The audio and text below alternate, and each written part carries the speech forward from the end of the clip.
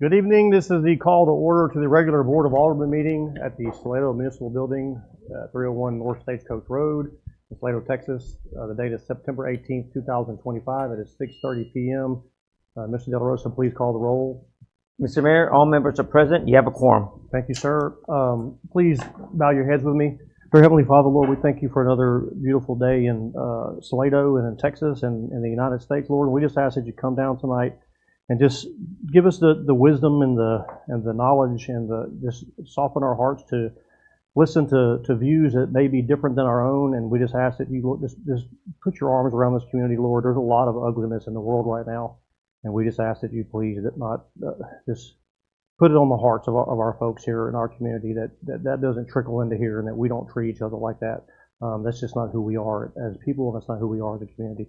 We thank you, Lord, for another day, and we just ask that you look over us tonight and help guide our deliberations with wisdom and truth. In Jesus' name we pray, amen.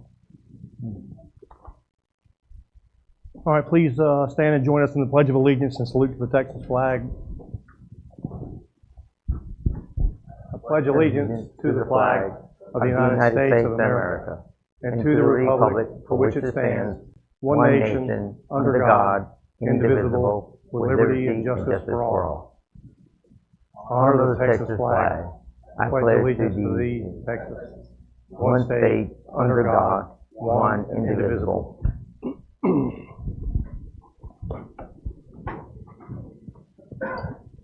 Thank you. Item 1, public comments. The Board of Aldermen welcomes comments from citizens on issues and items of concern not on the agenda.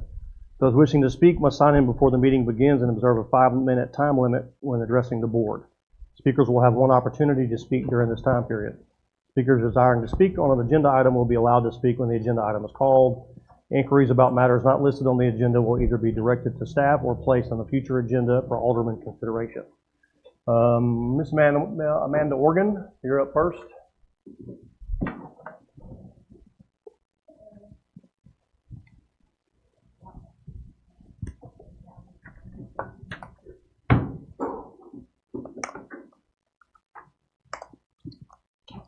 Good evening, everyone.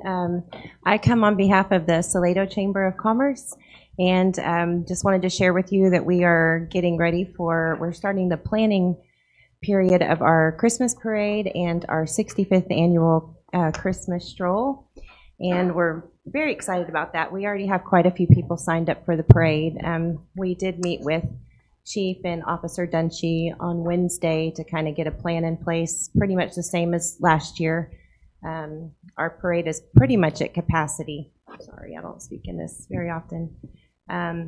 So I was here tonight on behalf of our organization asking if you guys would potentially consider contributing to our marketing efforts that we do every year. We spend quite a bit of money, and the chamber is not, or the stroll is not a profit for the chamber. We lose money every year.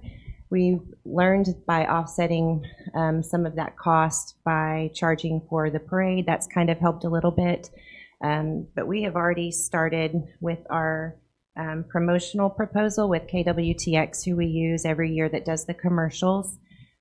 Just between that, the printing, the porta potties, it comes out to right under $6,000 after everything is said and done. Last year, we were fortunate enough to have a porta potty sponsor, which was amazing. So we only spent about $2,800 in total. But we just thought that maybe we could come to you guys and see if there's any way the village could assist on the hot tax side of things, because it is such a huge community event. Even though it's been the chamber's event for 65 years, it truly does benefit everyone, not just the chamber members in our community, the whole business community, the families, the people that come to Salado year over year, that do stay in hotels here. They stay, they shop, and play here in Salado, and it's just a special event. So we thought, because it is so important to the business community here, and those 2 weekends are really a lot of the make or break weekends for their business, and some of the businesses wouldn't even survive without Stroll. I've been told since I've been here, which has been 8 years with the organization. So I thought, because it is so important to Salado, and our community, that maybe you guys would consider contributing some hot tax funds to us to help us beef up whether our marketing efforts or just offset the expense that we have. And if you have any questions, that's really pretty much the reason why I'm here. Yeah, unfortunately, we can't even deliberate on this. With public comments like this is not on the agenda. We can't even discuss it with you right now. Oh, But what we can do is Ms. Pence, if you can reach out to Ms. Pence tomorrow and give her your ask, and you'll okay, go from there. Sure. All right. All right. Well, Thank thank you. you. Thank you. Mr. Lowry, I saw that you signed up. You signed up for under citizen comments, but do you want item 7I? You want to speak on that item specifically, or do you want to speak now? It's up to you. Okay. Hello, my name is Will Lowry, 1799 Mill Creek Drive. I own In on the Creek as well as the shed and the venue. Previously, when the item that I indicated on the form, special events, was on the agenda, there was kind of a significant, we'll say, reaction from the business community because there were concerns about specifics within the ordinance as it was previously proposed that a number of business owners and stakeholders felt could have a significantly negative impact on our abilities to do business. At that time, there were some good discussions, and multiple members of leadership indicated that they were receptive to the idea that stakeholders and business owners should have a voice in the discussions about this proposed special events ordinance and the specifics of that to help weigh pros, cons, possibly bring to deliberation realizations as a result of the history that we have doing business in town that perhaps if you haven't been in town for that period of time could be beneficial for the discussion. It's been stated on social media that stakeholders and owners have been part of the process and have contributed to discussions prior to this being put on the agenda. I have not been able to find a stakeholder or an owner that has affirmed that they feel that they have had some say or contribution to the process. So I'm basically coming today to voice that and respectfully encourage, as leaders, you acknowledging that you have motivated parts of this community that want to be part of the process. I understand that you have had workshops in the past that have not been well attended, to put it mildly. I can assure you with this particular topic, you would not have a problem with participation or attendance. It would not be wasted efforts on your part. So that's the purpose of my comment. I just wanted to voice that I don't believe, and I know there are other business owners that don't have a sense that we are part of this process. We would like to be part of this process. There are things, there are certain sentences within the ordinance as it's posted to the agenda that are concerning. And so I would respectfully ask you to be receptive to our concerns. We want to build community, to your point, Mayor. And a good way that I know we can do that is by having open communication when it comes to what our structure looks like from a municipal standpoint. So thank you. Thank you. And I wish I could respond to that right now, but I can't, but I will whenever that item comes up to speak to. Anybody else? Nope. All right. Moving on, item 2A, consent agenda approval of the minutes of September 4th, 2025 Board of Aldermen meeting. That's self-explanatory. Alderman Sandor, do you have any questions or comments about this? I do not. Alderman Lassiter? I do not. Mayor Pro Tem Hurst? No question. Alderman Dunch? No question. Alderman McDonald? No questions, Dan. All right, then I will open the floor for a motion. Motion to improve consent agenda A as is and stated. Motion made by Alderman Dunst to approve the consent agenda as presented. Second. Seconded by Mayor Pro Tem Hurst. Any further discussion? Question. Question called by Alderman McDonald. All in favor of approving of the minutes of September 4, 2025 Board of Alderman meeting, say yes. Yes. Any opposed, say no. Any abstentions? That carries 5-0, Mr. De La Rosa. All right, now I'm going to move some things around a little bit here. Well, actually, item 3, discuss and consider possible action regarding any item removed from the consent agenda. There were none. I'm going to shift gears and I'm going to move some items around right quick for the sake of time, everybody's time here. Also, we have some attorneys in the room and that can get quite expensive, so I want to go ahead and get them out of the way so that we're not incurring any more fees than we need to.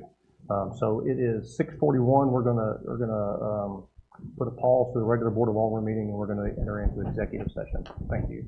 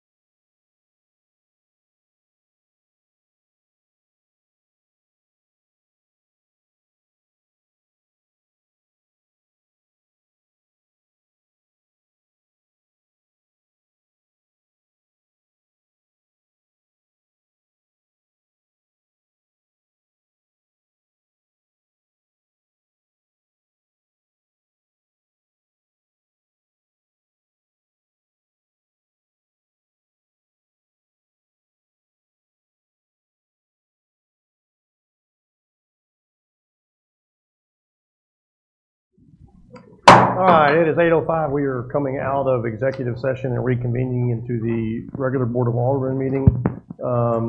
We are going to go to item 9A, which is discussion of possible action on agenda item 8A to consult regarding the City of Georgetown release of water certificate of convenience and necessity in Village of Salado's territorial jurisdiction. Mr. Del Rosa?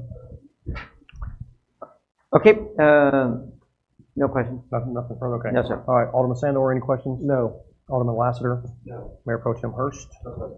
Alderman Dutch? No questions. Alderman McDonald? No questions, Mayor. All right, any public comments on this item? Okay, hearing none, I will open the floor for a motion. Make a motion to allow the city manager, village administrator, to seek the release of the water certificate and conveyance necessary for the Village of Salado and the ETJ. Okay, motion made by Mayor Pro Tem Hurst, as he presented. Seconded by Alderman Dutch. Any further discussion? Question called by Alderman McDonald. All in favor of giving direction to village administrator to continue conversations with the City of Georgetown about the release of the CCN, specify by saying yes. Yes. Yes. Any opposed, say no. Any abstentions? That carries 5-0. Mr. De La Rosa. Next, we're going to move up, again in the interest of time and to get our attorneys out of here. Item 7I. Discussion and possible action on approving an ordinance of the Village of Salado, Texas, repealing and replacing ordinance number 2018, TAC 08, 2017, TAC 12, 2015, TAC 01, and 2011, TAC 05, regulating itinerant vendors, peddlers, and mobile food vendors, and providing permit fees, findings of fact, penalties, effective date, repealer, severability clause, and proper notice and meetings. Who wants this? Is this Mr. Katz or is this? Let's start off, go ahead. You want to say public comments? Are there public comments? Yeah, I do have, yeah. So we'll go ahead and open this up for public comments now. Ms. Hill?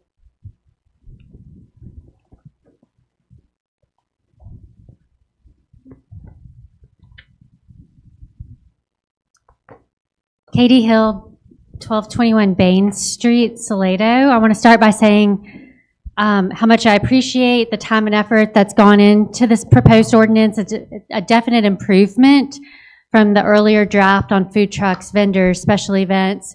I understand as the village grows, we've got to have rules. It's necessary to guide that growth.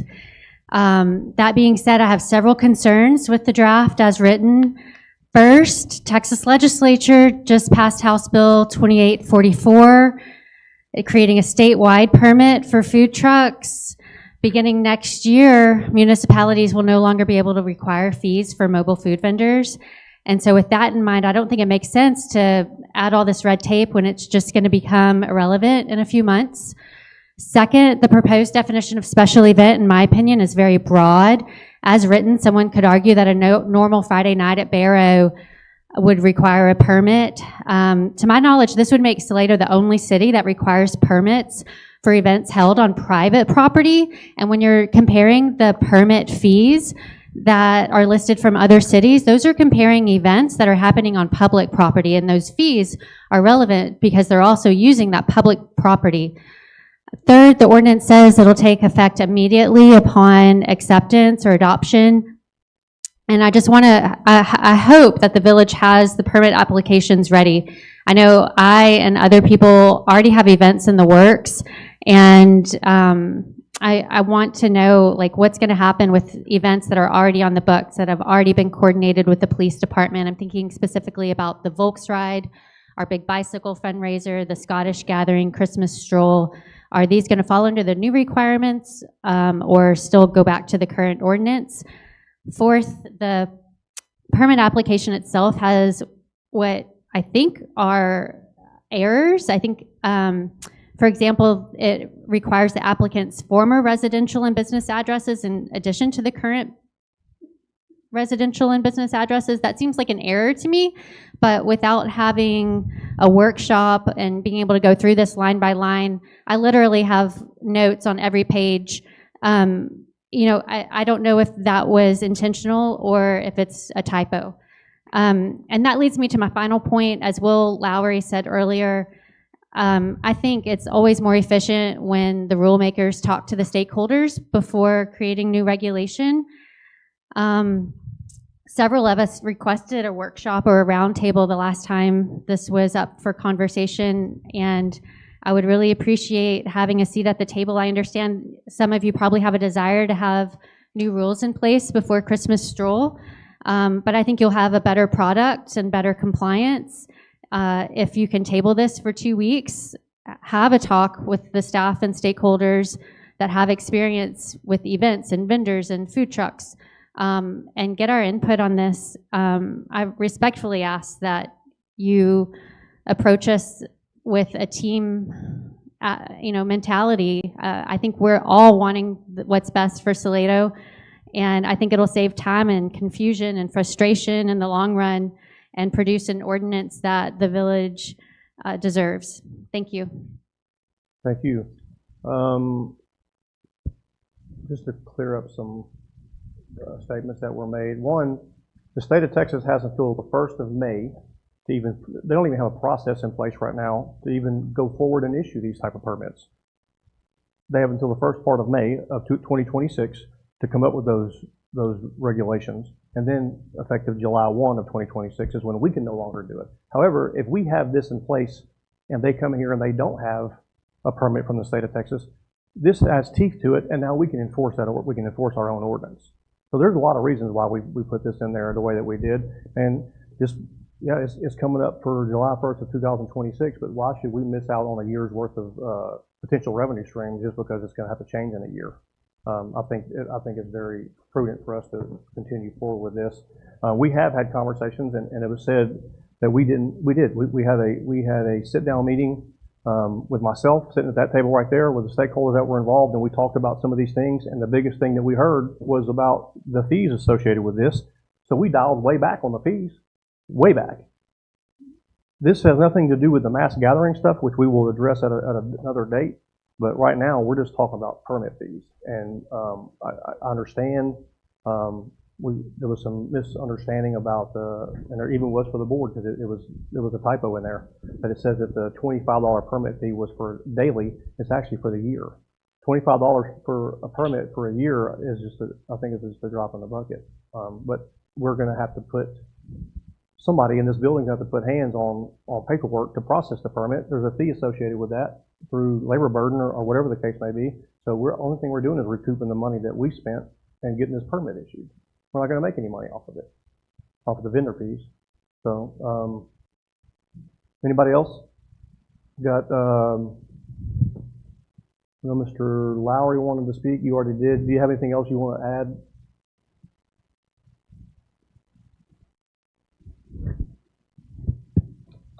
Just reiterating, you've got a business community here that wants to be part of the process, is willing to, like you, donate time to be able to improve the process and make sure that we're putting in place regulation, but within the context of a community working together. Yes, we did have that meeting. That was a meeting. That was not a workshop. And what was asked was, maybe I misunderstood, but I was under the impression that there was an understanding that the idea of a workshop of our leaders and our stakeholders and business owners sitting down at the table and having a discussion about each sentence that is going to be in what you all are potentially voting in. So we have not had that. And that is concerning. When something is put on the agenda, I also don't understand why we are one of the only municipalities in the area that doesn't have a workshop basis for some of their legislation. That is how you get community involvement. That's how you get the benefit of conversations with people that have been doing this for decades. That is valuable, or at least I hope that it's perceived as valuable. I love this community. I want my kids to love it so much that they actually want to come and raise their families here. So I know I'm not alone. So I mean, I think we are fortunate to have owners, stakeholders, and community members that are willing to donate their time to be part of the process. Please take advantage of that. Thank you. And I disagree with you on all points that you said. But Amanda Organ, is she still here? Well, the ones that are part of these coffee meetings every month. I have said it repeatedly over the past year and a half and said, I would like to have some sort of a small business council here in the village because that's people have asked for that. And I said, I'm willing to do that.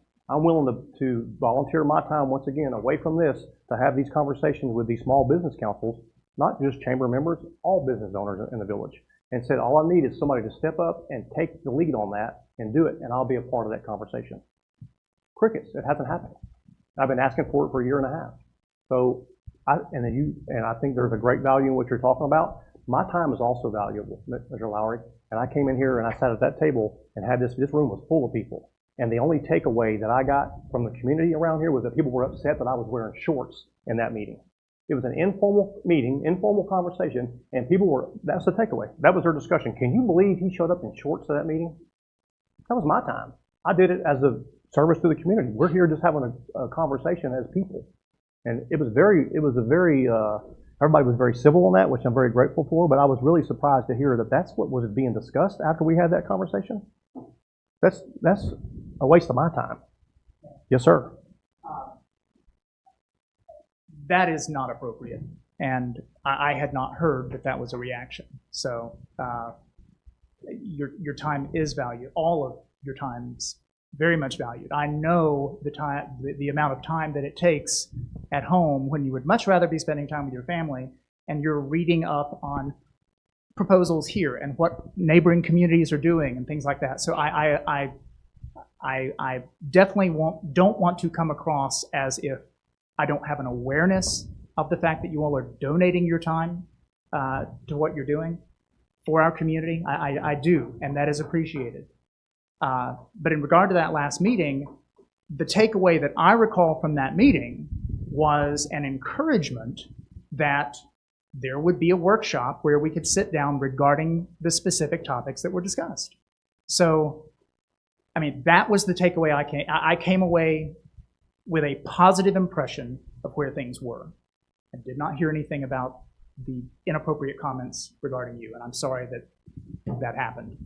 But I wouldn't call them inappropriate. I just think that's really like we were here to talk about it something. Certainly is not the focus. Sure. I mean, it's like going to church and somebody complaining about my tattoos. Like, what are you there for? Did you come to see my tattoos? Or you're there to do something else?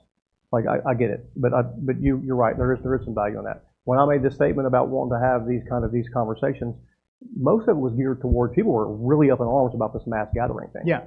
That's what my focus was on that. This other stuff, these little trivial fees for the vendors permits and that kind of thing, we heard, we listened, we took public comments about that and citizen communication and said, okay, we're going to dial it down, we're going to bring it down so that we are kind of in alignment with what everyone else is around us, and we're also in alignment with what state law allows. Well, I'm not under the impression that the fees are the main issue. My impression from talking to other stakeholders is that this special events ordinance is triggered at such a small number that it will make it more challenging for those of us that have been doing business in this town for over 20 years. Mm-hmm. Man, that will be quite an adjustment, and I think it can make it so that the administrative duties that will suddenly be required that have not been there before will really make it so that it could potentially not be worth having that particular arm of a business. Yeah. So I agree with that. But I think I want to clarify on that too. This special event part of this, like for the venue, if you're having a wedding, that permit requirement wouldn't even apply to you because that is your business model. You're open to have events. So we wouldn't even require a permit from you. If Salado Glassworks, I had a conversation with Gail and Jen Allard today. I had discussed it with Gail months ago. This thing doesn't apply to him. That's his business model. His business, part of his business model is he brings people in for these events. For that reason, that's not outside of their normal operations. They don't have to have a permit. We're talking about things that are outside of their normal business model, normal business operations. If that's the case, that's encouraging. But the thing is, from what I've read, that's not spelled out in any way in the text of the ordinance. Okay. But if we could sit down, leadership, owners, stakeholders, and go over each paragraph, each sentence, and then I'm confident we could get to a point that there isn't a concern that it's not clear in that regard. So again, I'm encouraged. I know I've been direct. I hope I haven't come across in a manner that communicates to you all that I have an appreciation for the fact that you're donating your time. I get that. But anyway, thank you. Thank you. Anybody else? Okay, Mr. Katz, are we, can you come up, please? Mayor, what was your question? Sorry. Are we in alignment with state law on this, on anything that we discussed here tonight? Yeah, I appreciate that. Thanks, Mayor, and thank you, Alderman, for having me here tonight. You mentioned it earlier when you introduced this item. There was a state law that was adopted, signed into law by our governor. It's House Bill 2844 that creates, or at least sets out the framework for the creation of a state permitting process for mobile food vendors. As you mentioned, that law becomes effective July 1st, 2026. Unlike a lot of laws that took effect September 1st of this year.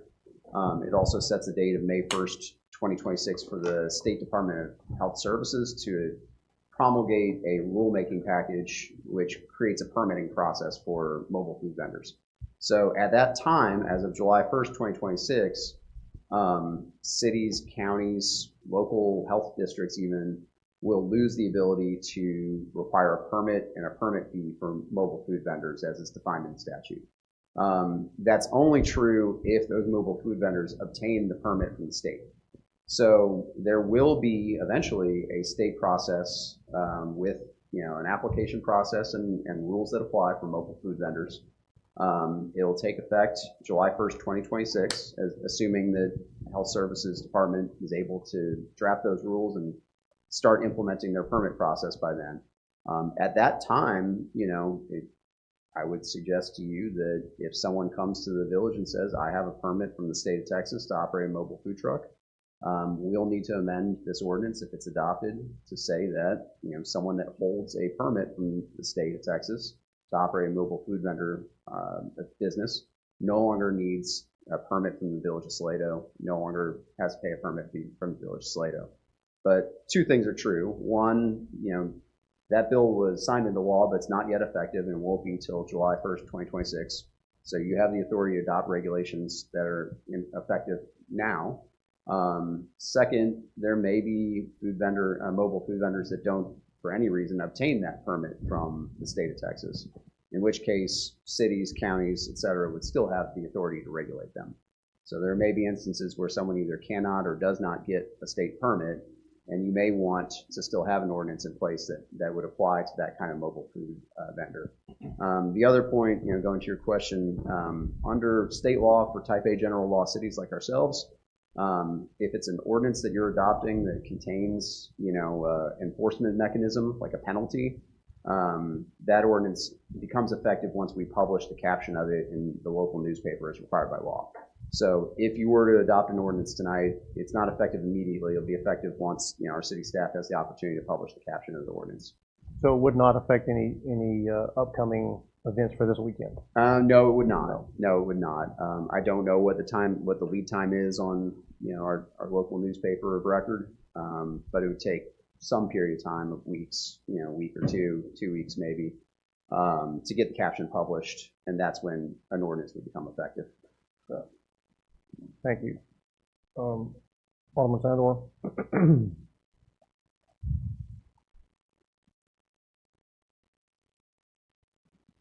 I think we need to try to get this resolved, and I was in that meeting that y'all are in, and I understand where y'all are coming from and how you feel about wanting to be or potentially invited to a future meeting that has not yet happened. I also understand the mayor's point of view that was really his focus that night. The way I took it was very specific to making sure that the big argument on the table, the big elephant in the room that night, was the mass gathering ordinance language that I disagree with also still today until it gets repaired. But not these, I feel like we're just not getting any credit at all for doing something that we thought was right by moving these numbers way down from where they were presented before I was elected. And it also makes me feel like we're never going to get it right for some people.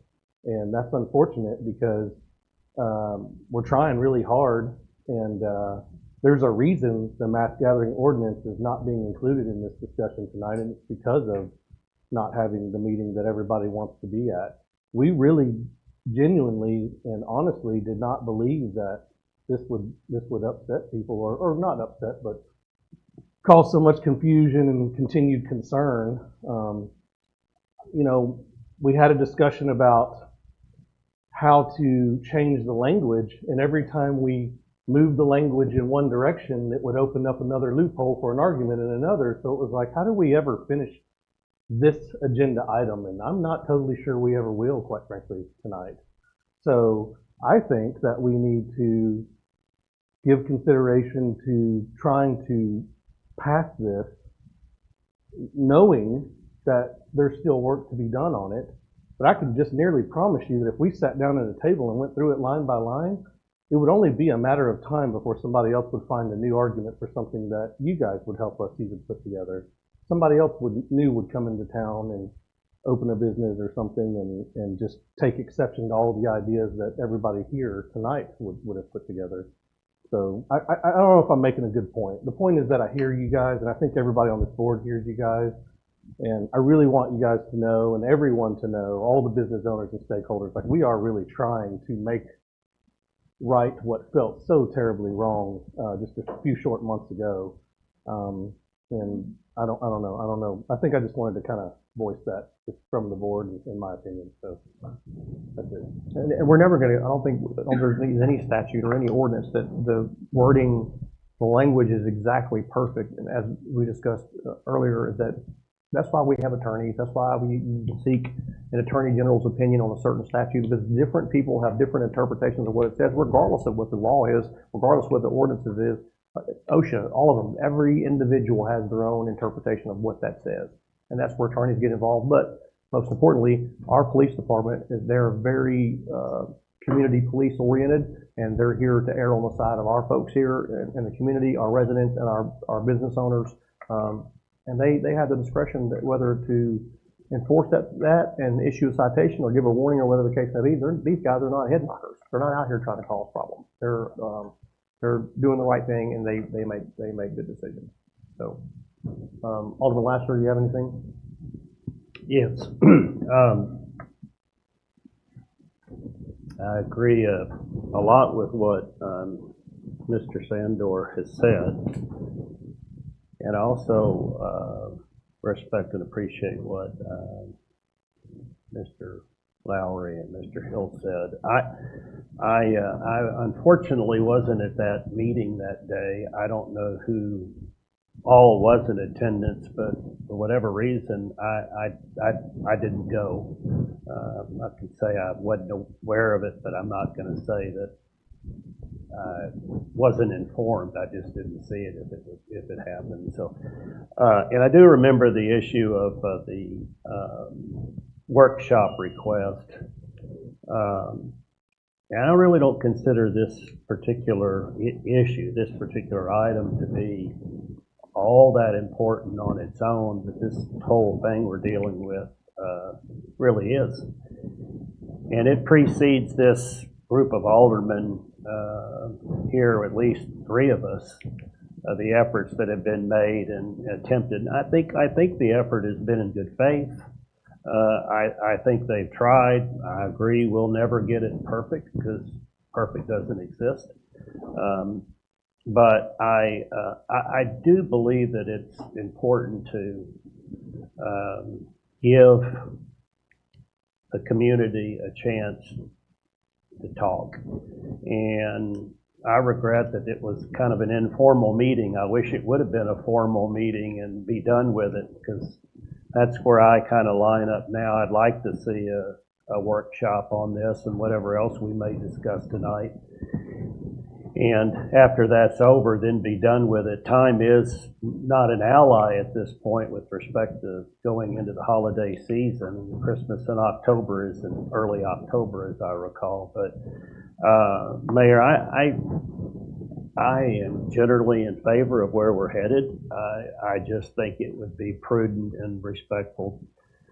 Not that you didn't attempt to, because I do believe you did with a genuine interest in doing so. But if we did a workshop and then came to, if we did a workshop, I think that would be helpful relative to our vendors and community interaction. And I would like to see that before I make a final decision as to whether or not I support this, although right now I generally do, but I will reserve my vote for the time that hopefully we can have a quick workshop one time and be done with it. So yes, that's all I had to say. I hope it made sense. All right, Mayor Pro Tem Hurst. No, I agree with Alan over there, but I mean, there's been a lot of time and community input put into this. I mean, it's not perfectly written. But none of our ordinances, even the state laws, are not perfectly written. You're going to take it one way, you're going to take it, he's going to take it. So if you have questions with any of these ordinances, I mean, we got the village staff right here. They can answer the questions. If anything seems strange to you, but somebody else, come see the village staff. I mean, I'm up for passing this now, and we can always amend it later on. But, thank you. Alderman Dutch. Yeah, first of all, great progress by the amount of work that went into where this is from where we were during that session prior. But I'm a big believer in property rights, and just citizens out there, your next Christmas party could very well end up needing a permit.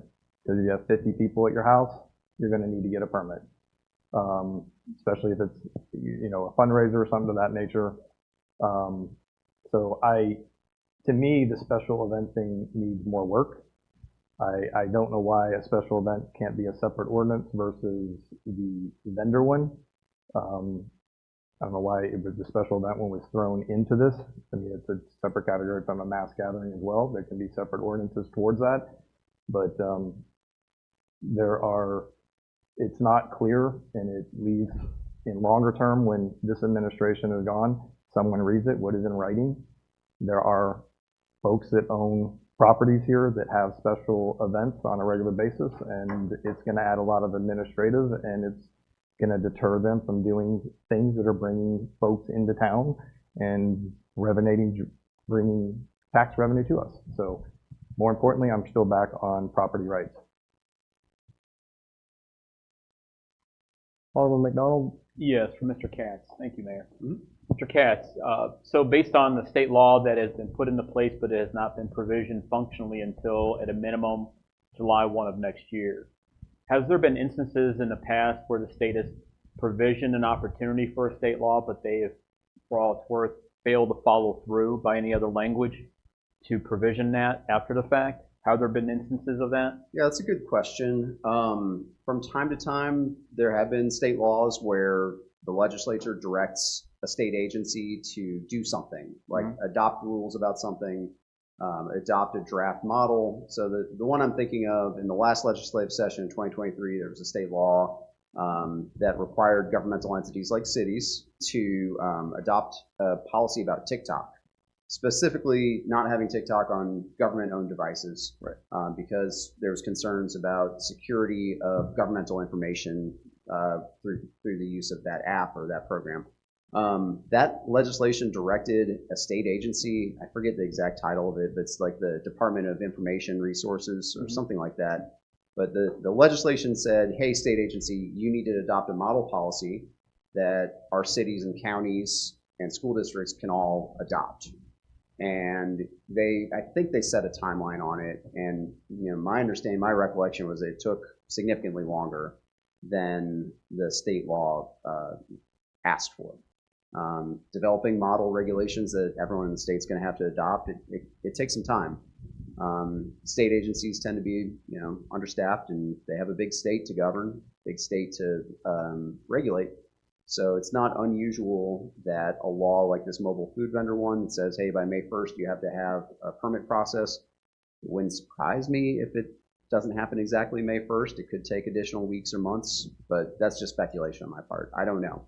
State health services, they may be super on top of it and have that permit process ready to go May 1st. But it's happened before, to your question, that it may take a little longer. Okay. Follow-up question too. When it comes to any kind of ordinance that we create, particularly to the subject at hand, is it safe to presume, not assume, but presume that if we make, I'm going to use the simple terms, make rules for thee but not for me conversation, would that open the village up to any kind of potential litigation in the future based on that? I'm not certain what you mean by rules for thee and not for me. So in other words, if we were to make some pull back some ORs language, in other words, functionally speaking, on, say, organic businesses that are, or members of our community within the village limits that we have control, in other words, based on this rule, that we say, you don't have to worry about it by anybody else coming in, you have to play by these rules. Would that open us up to any potential litigation? I hate to speculate about potential liability of my client in a setting where, I don't want to really speculate about strengths or weaknesses of their position, but it's a stated general, proposition, right? Right.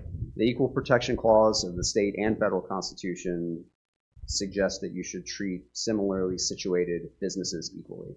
All across the board. That's always going to be my advice. Okay. If you've got similarly situated businesses, you need to be fair and equitable, treat them equally, regulate them equally.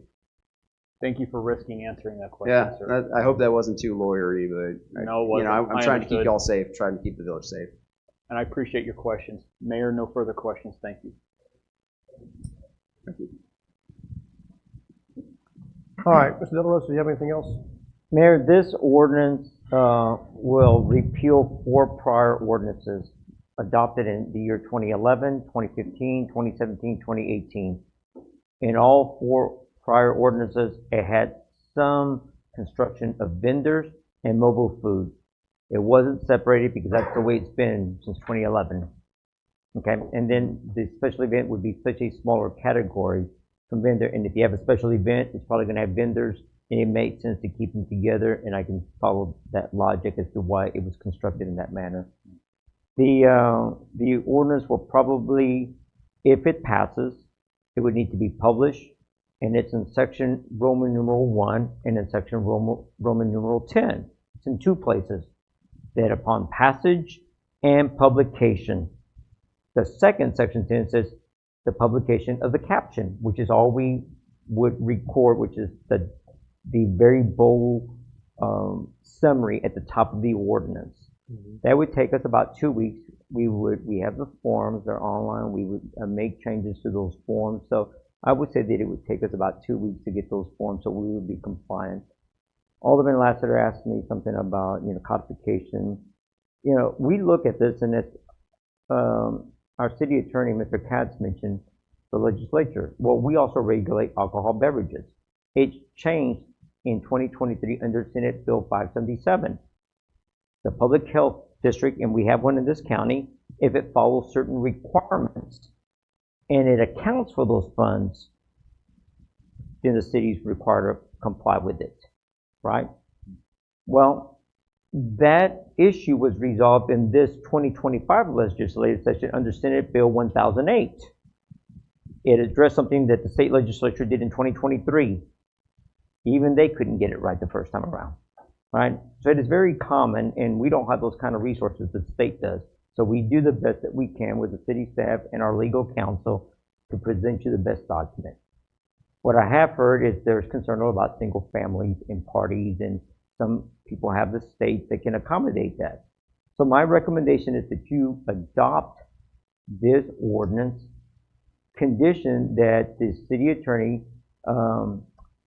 provides language that exempts single-family residences from this ordinance, subject to your reading that, Mayor, and if it meets what it says, that single-family residence, then you sign off on the ordinance and we proceed. So my recommendation that it be subject to that allowance into this. And can we also add some language in there that, about if you're operating within the normal parameters of your specific business model, then no permit is required. You're right. So Very we'd add that in there specifically, as well. if it's a hotel and they have conventions, they've got meeting rooms, obviously that's part of their business model, right? Mm-hmm. But if they're going to do something that they generally don't do, and that's what it says, or they're going to do even if they're doing, we wouldn't know they were doing a fundraising there. Usually we don't know until somebody complains, right? That's how we end up at any place of business or or a residence. But we can certainly have that if that's your business model, we can certainly a special event permit is not needed. So, okay. So those two items in. All right. Okay. Sorry, Yeah, Matt. I have a question for Mr. Delano. If someone owns an establishment that could very easily draw customers to the tune of many hundreds on any given, let's just say Friday night, but that's normal, then they would be exempt from needing to pull this permit and pay $100.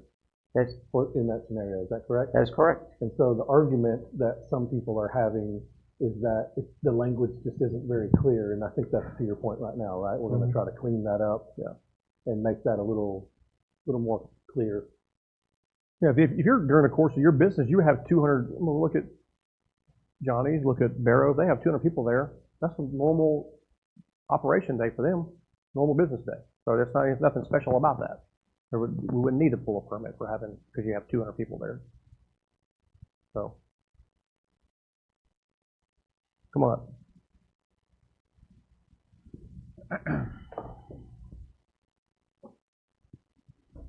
The questions that were just posed to Mr. De La Rosa are absolutely in line with what I think the business community is looking for.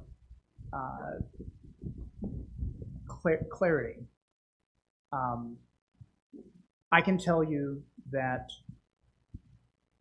having the agenda item as it is currently written in a position where it could be voted in tonight does create a level of, I'll speak for myself, fear, because there isn't that clarity.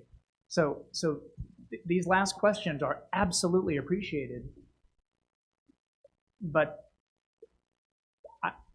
is it not possible to press pause and then sit down together? And I mean, I hear your point regarding you're never going to get a perfect piece of legislation. I get that. But in my opinion, we haven't had the opportunity to have the discussion that I thought we were going to have, where we could sit down at the table and discuss these things and make sure that there is clarity. I don't like seeing an agenda posted and then feeling trepidation and fear because I'm concerned that something might be voted in that could have a very detrimental impact on my ability to do business. So I absolutely appreciate what just happened, but in that spirit, could we not sit down and take a little bit more time to allow a level of clarity that everyone can feel comfortable with? I know we're not going to get perfection. I'm not delusional in that regard, but I would appreciate us having the opportunity it was suggested and expected. It was. I'm not alone in that perception. So before you cast your votes, please consider that. Thank you. Did you have, is that all you had? Okay, any more public comments? Mr. Del Rosa, anything else you want to add? No, sir. All right, I'm going to open the floor for a motion.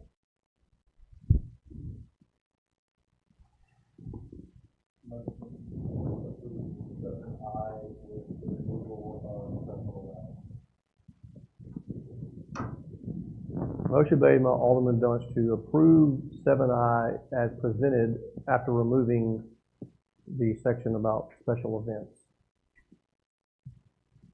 Is there a second to that?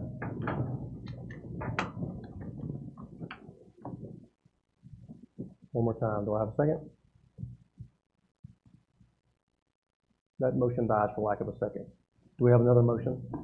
Yes, I make a motion to approve 7I as written to include, we will exempt single-family residents, and if your business model is what you do every day is exempt from special events.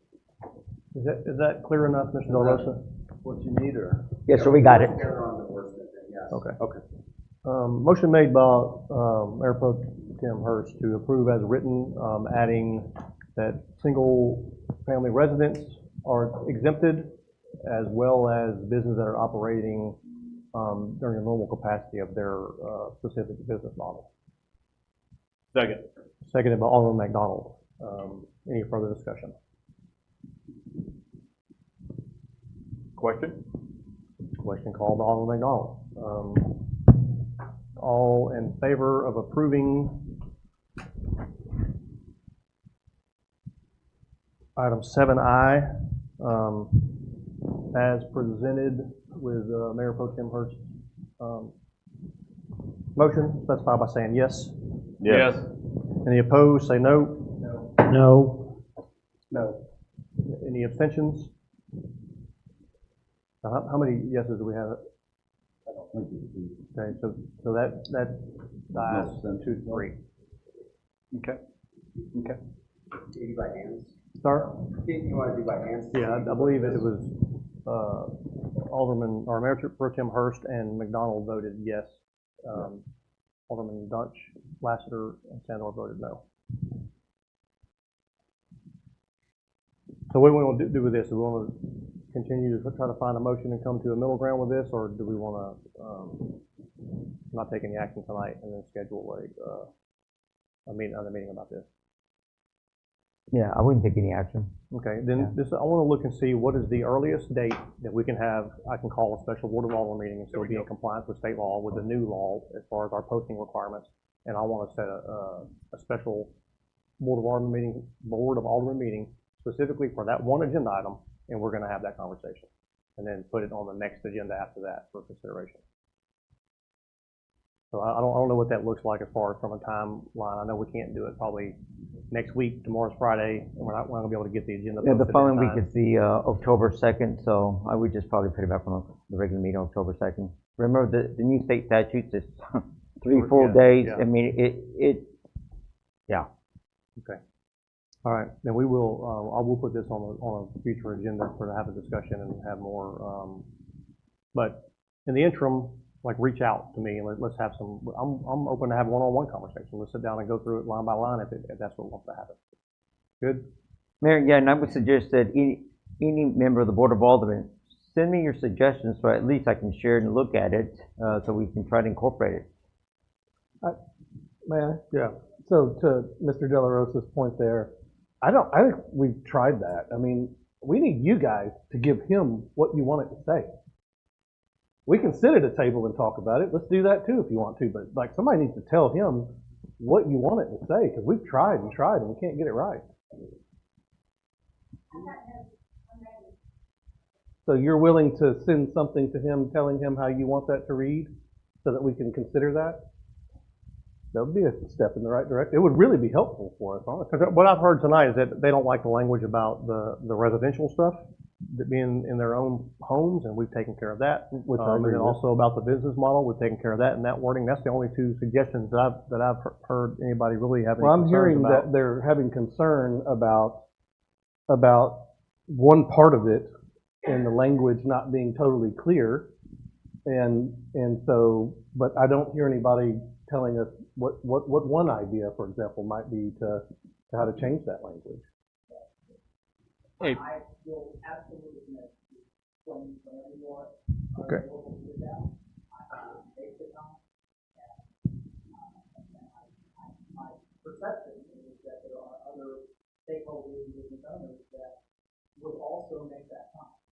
point of order. I'm sorry to interrupt. This is official proceedings. Could you please come to the podium and speak to us, sir? That's all. So it's on the record so the rest of the community can hear it too, because it is recorded. Please. Thank you. That's all.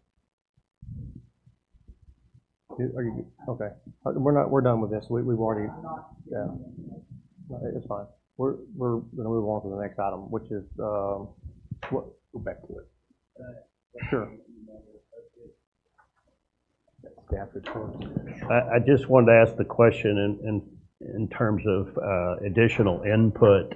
Are we going to do it on an informal basis, or are you going to set kind of No, I a just called workshop for meeting? a special meeting. Okay. We'll do it there. I think It'll be formal, and I we'll appreciate have, the reason that we made it informal last time was because somebody made a complaint that, well, you guys are outside of, because we didn't post it within the number of days that we were going to be in violation of state law. Yeah. So we figured out a way to not be in violation and still hear what was being said, I got you. and that's why I did it. Well, that makes sense. I hope you didn't think that I was suggesting it was No. done that way. Not at all. I just, for clarity and the ability to let them one time just say, this is it, we made our best effort, let's hear what you have to say. It may not change my mind at all. Sure. And the reason But I think prefer to it's a keep it good thing informal. for us to just open it up and let them Sure. do it, and I'm willing to schedule whatever works for you. All right. Is it faster to do what you're asking for, or is it more efficient rather? The fastest thing would be if I were to hold it informal. I can hold that at any time I want to. But in order to meet statutory requirements, we're going to have all of us here, or even a quorum here. We have to post this in accordance with state law. So that's going to be another 2 weeks probably. Is a quorum necessary for a workshop? A quorum is required if you're going to attend. Understood. He can do it by himself, you can do it by yourself. But if you're in the room, it takes 3 aldermen, I understand. right? So if you're gonna vote on anything or try to just have any type of meaningful vote on it, then it's 4, because you need a supermajority to act on it. So, Mayor, the earliest you can do it, because it looks like it's gonna be a long discussion, I would suggest you do not do it on October the 2nd, that you do it on Tuesday, September 30th. That allows me to post it next week with enough time to, and it'll be this one agenda item again. September 30th. That's for the special meeting. Yes, sir. Okay, let's. Do you want to pick a time? 6:30. 6:30. Do you want to do 5:30, 6 o'clock, a little bit earlier? I want to give people time to get Okay. after work, let them get off work and get here. 6:30 Okay. for the 30th. And that's special. Yeah. Special call meeting. That means 4. I'll be there. Mayor, I'd just like to say I really appreciate your willingness to do this. I'm very grateful. Thank you. Yes, sir. And if I get any information, in, I will share it with you, and you communicate with me directly only. So.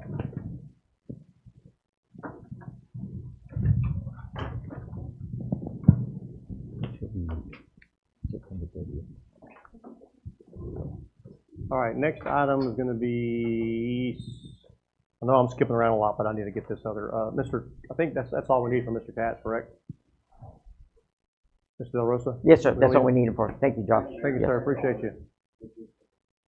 We have one more here, and I want to get through this item real quick. Item 7K. So we're going to come out of the regular Board of Aldermen meeting, and we're going to enter into the Zoning Board of Adjustments, correct? No. This is just, no, it's an action item by the board. By which one? This is an action by the Board of Oh, okay. Adjustment. Yeah. This is 7K. It is regarding the application by Pampa Investment Group, LP, for authority to change rates with the Public Utility Commission of Texas. Okay. Okay? You want to kick that off? Yep.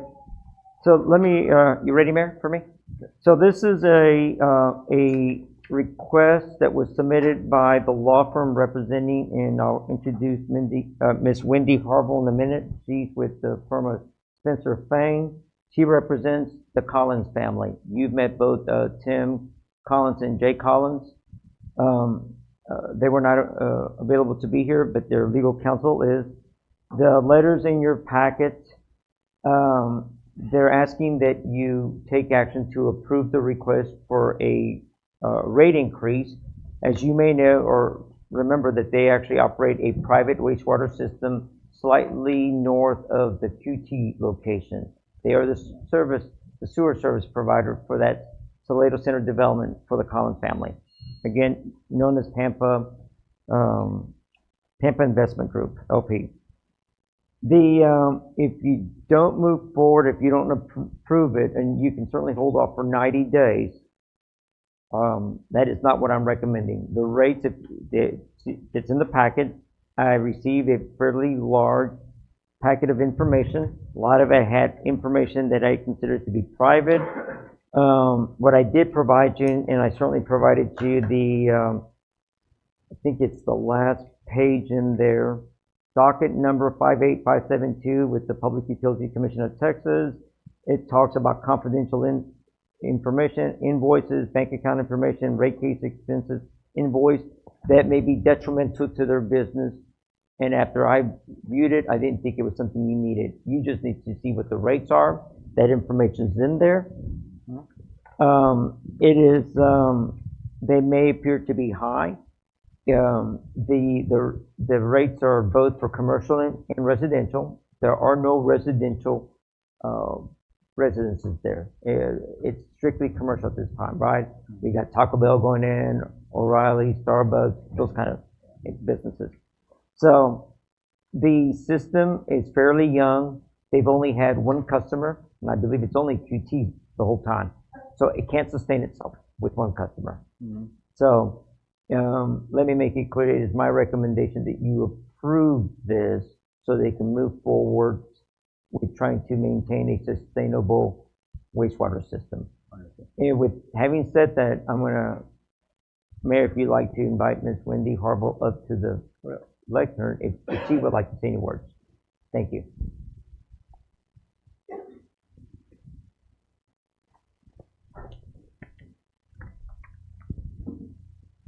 Good evening, Mayor and Alderman. My name is Wendy Harville. I'm an attorney representing Pampa Investment Group, LP. I am here to answer any questions that you may have.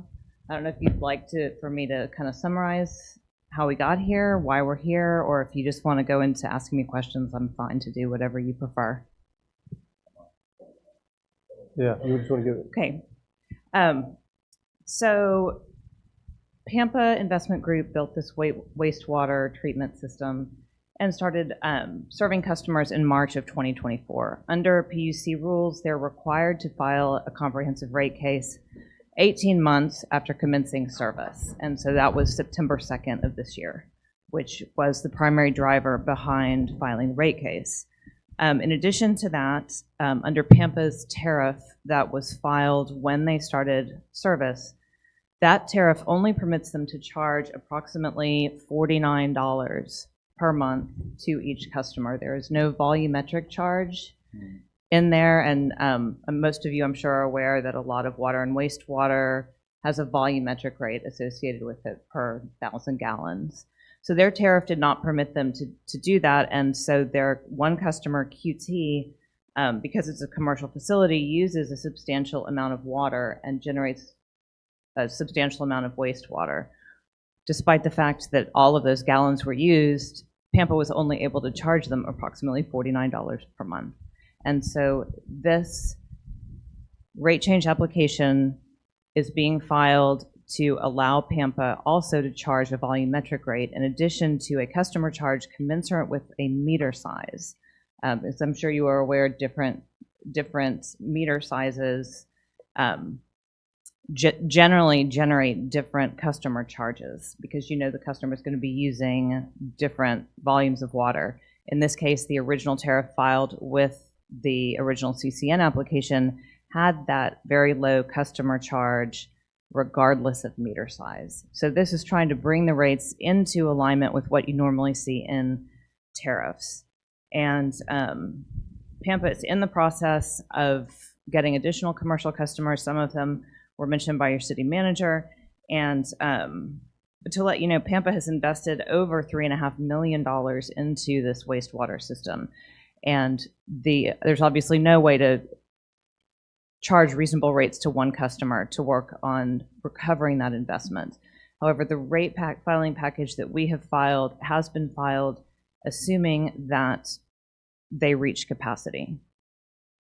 So instead of assessing it to one customer, we are making the assumption that all of the customers that they anticipate coming online in the next several years are already there. So this one QT customer is not going to be responsible for 100% of the revenue requirement.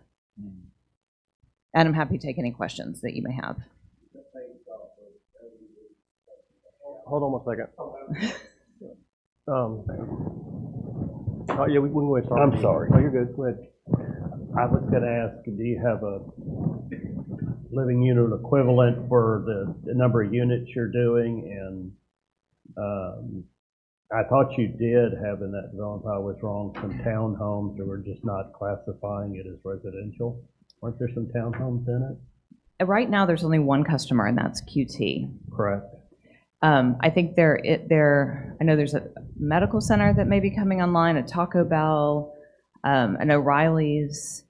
I think there has been some talk about some residential, but I don't think there's anything in the works on that, is my understanding. I thought in the plan, correct me if I'm wrong, but I thought in your development plan y'all had residential somewhere in there being, well, multifamily is where townhome development. I think that was like 5 plans ago. Like they've changed that. Oh, yeah. okay. All the same thing. Yeah. Okay. Well, and let me clarify. I don't represent the developers. I represent the utility. Okay. And so I have not been privy to development plans. I can only tell you kind of what I know is coming online to the wastewater treatment system. Thank you.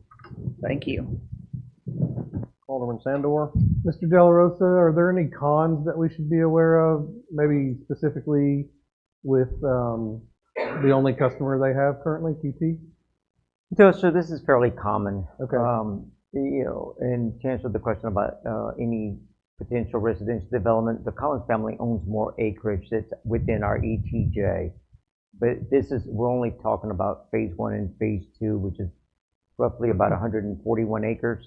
And I believe it's all zone local retail, so there won't be any residences in the current development.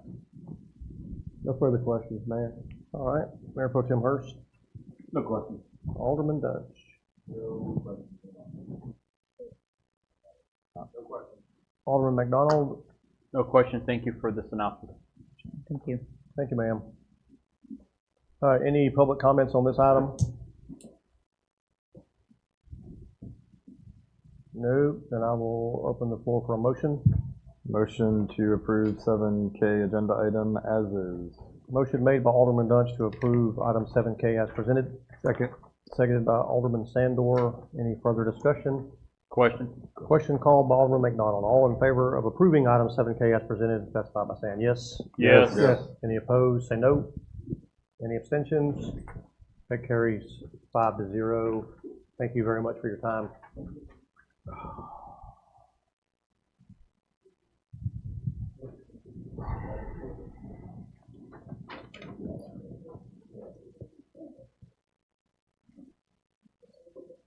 All right, now back to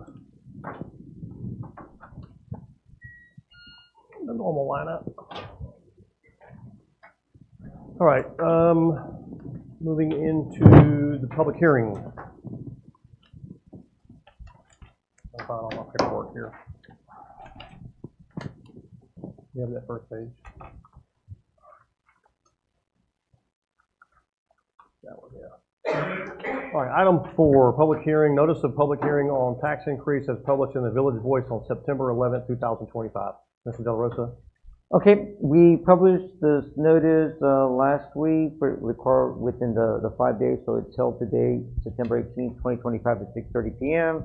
The proposed tax rate is 42.31 cents per $100 of valuation. It's and that was based on the no new revenue, plus then we passed the tax note, and that increased it. So that is where we are today. And Mayor, now we'll take comments from the public here. Yeah. Unless you have any questions for me at this time, I'll wait to the end. Do you have any questions? Alderman Lassiter? Alderman Tim Hurst, do you have any questions? Alderman Dunch? Alderman McDonald? No questions, Mayor, All right. thank you. Any public comments on this? Come on up. You're opening the public here at 9:06 Yep. p.m.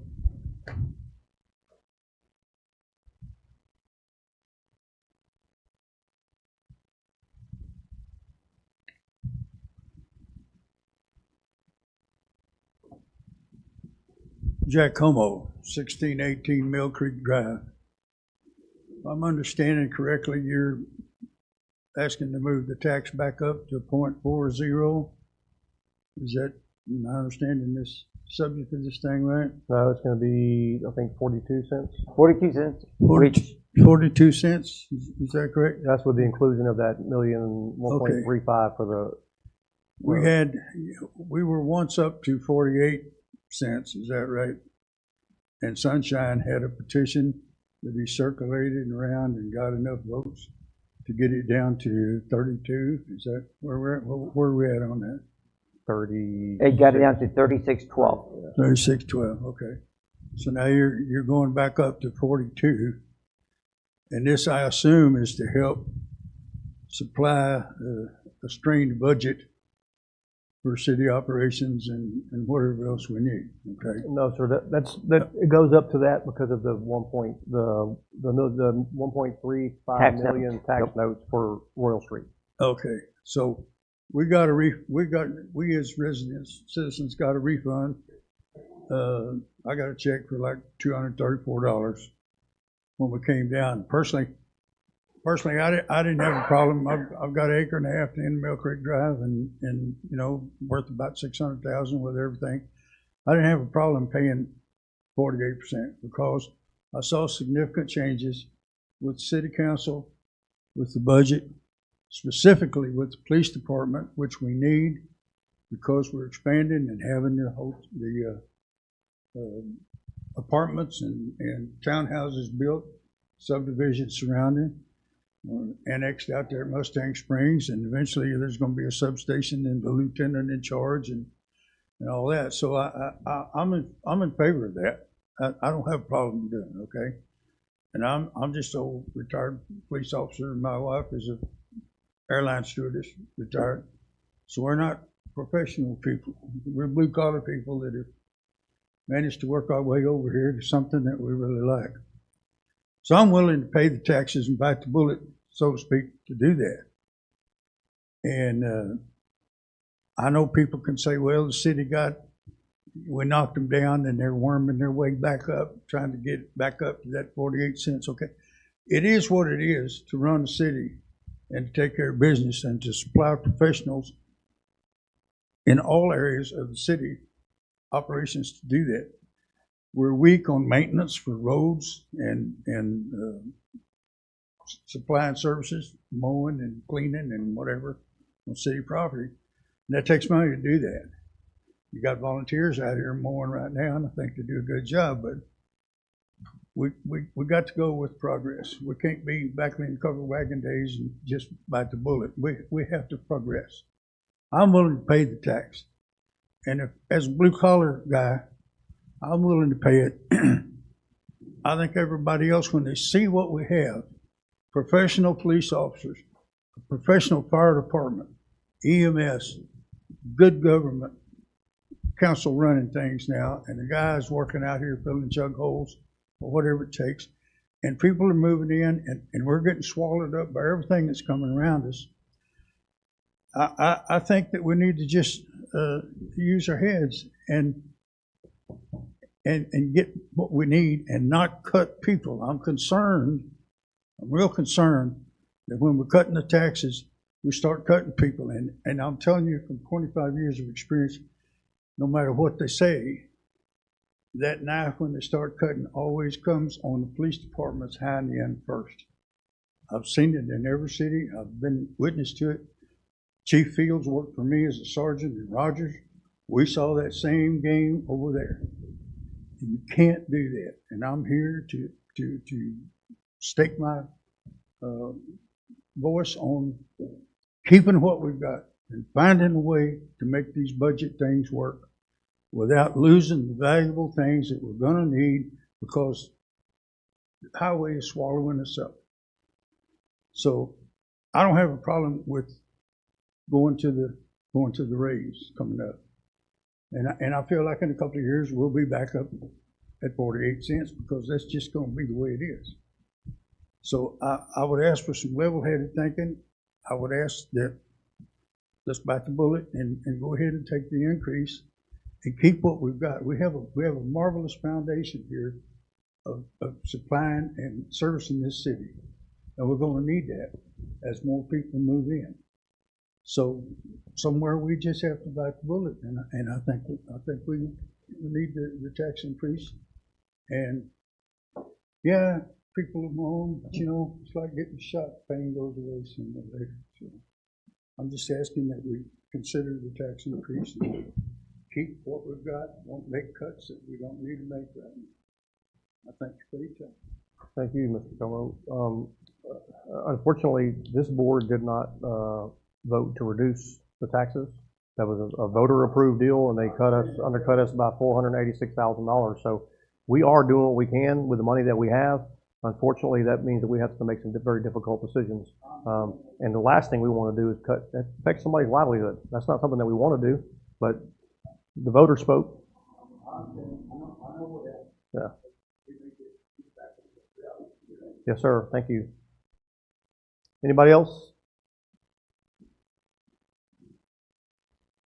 Nope. Okay.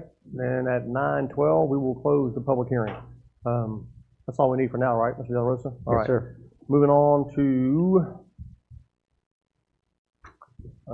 item 5, Village Administrator's Report. Mr. Del Rosa. Okay, the sales tax collection update for the July sales collected in August and allocated in September was $87,355. That is an increase of almost $13,000 from the prior year. September 2024, it was $74,569. Any questions? No question. Alderman Lassiter? No question. Mayor Pro Tem Hurst? No question. Alderman Dunch? All right. Good to go, Mr. Del Rosa. Next item. Next item is the your financial reports, which is inclusive of the balance summaries for the accounts, profit and loss, and also the check registry.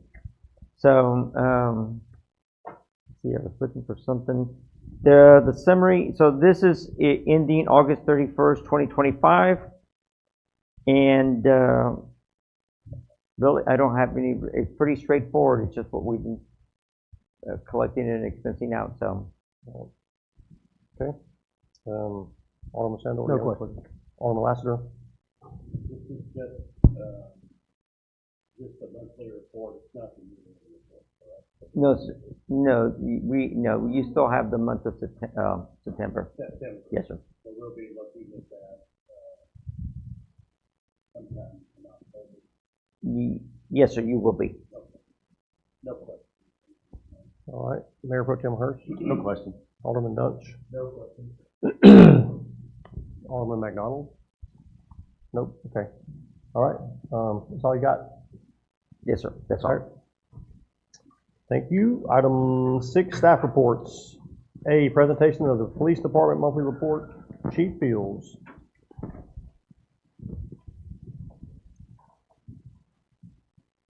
Mayor, member of the board. For the month of August, Police Department had 682 calls for service. That's an increase from the previous month. Averages out to 22 calls for service per day. 11 arrests were made. 151 traffic stops were conducted, 134 citations issued, and 76 warnings were issued. That's an enforcement rate of 88.74%. Our largest call for service was again reckless drivers. The majority of those were possibly impaired, so those come in as priority 1 calls for service. I sent you a list of notable calls for service. The only one I'd like to talk to you about, or the only one that I'd like to brief you on right now. We were dispatched to a reckless driver possibly impaired on IH-35. Officer located the vehicle, observed probable cause for the stop, initiated traffic stop. Operator was brought out of the vehicle, standing on the side of the road. During the field sobriety test, the subject became aggressive, tried to get back to his vehicle. Officer had to detain him, take him to the ground. Unfortunately, when he detained him and took him to the ground, they were in the main lanes of IH-35. This is dangerous. He had his emergency button. He had Belton, DPS, and Bell County come to assist. Luckily, he was able to use a taser and drive stun the individual between the shoulder blades, gain compliance, got him in handcuffs, and drug him out of the lane of traffic before either one of them got ran over. I'm not a big fan of IH-35. I know some of you guys have heard me say this before. According to the Texas Administrative Code, Title 37, DPS has primary jurisdiction on the interstate. I'm going to do what we can do to ensure that DPS is available to take those calls for service. There are some times when we have to get up there, and unfortunately this was one of those times. But with that being said, I'm not a big fan of playing on the interstate. Bad things happen on the interstate. 20 years in Belton, I've worked the interstate. Bad things happen on the interstate. As far as our our response times were looked a lot better this last month than they did the previous month. Priority 1 calls for service were 5 minutes and 23 seconds. Priority 4 calls for service actually went up a little bit, but that's kind of understandable. Those are low priority calls, and we take care of other things before we take care of priority 4 calls for service. Other than that, we conducted 82 house watches, and just to give you a little heads up, National Night Out is going to be October the 7th, 6 to 8 p.m., Pace Park. Hope to see you there. You guys got the t-shirts. Hope you wear them out to the event. Last year we had approximately 400 people come out to National Night Out, and it was a great success.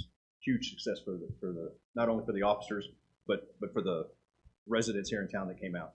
A lot of good conversations were had, a lot of fun was had, and I hope to see you there.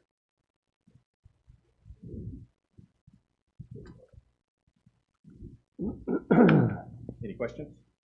Alderman Sandor? Alderman Lassiter? No question. Mayor Pro Tem Hurst? No question. Alderman Dutch? Just one question.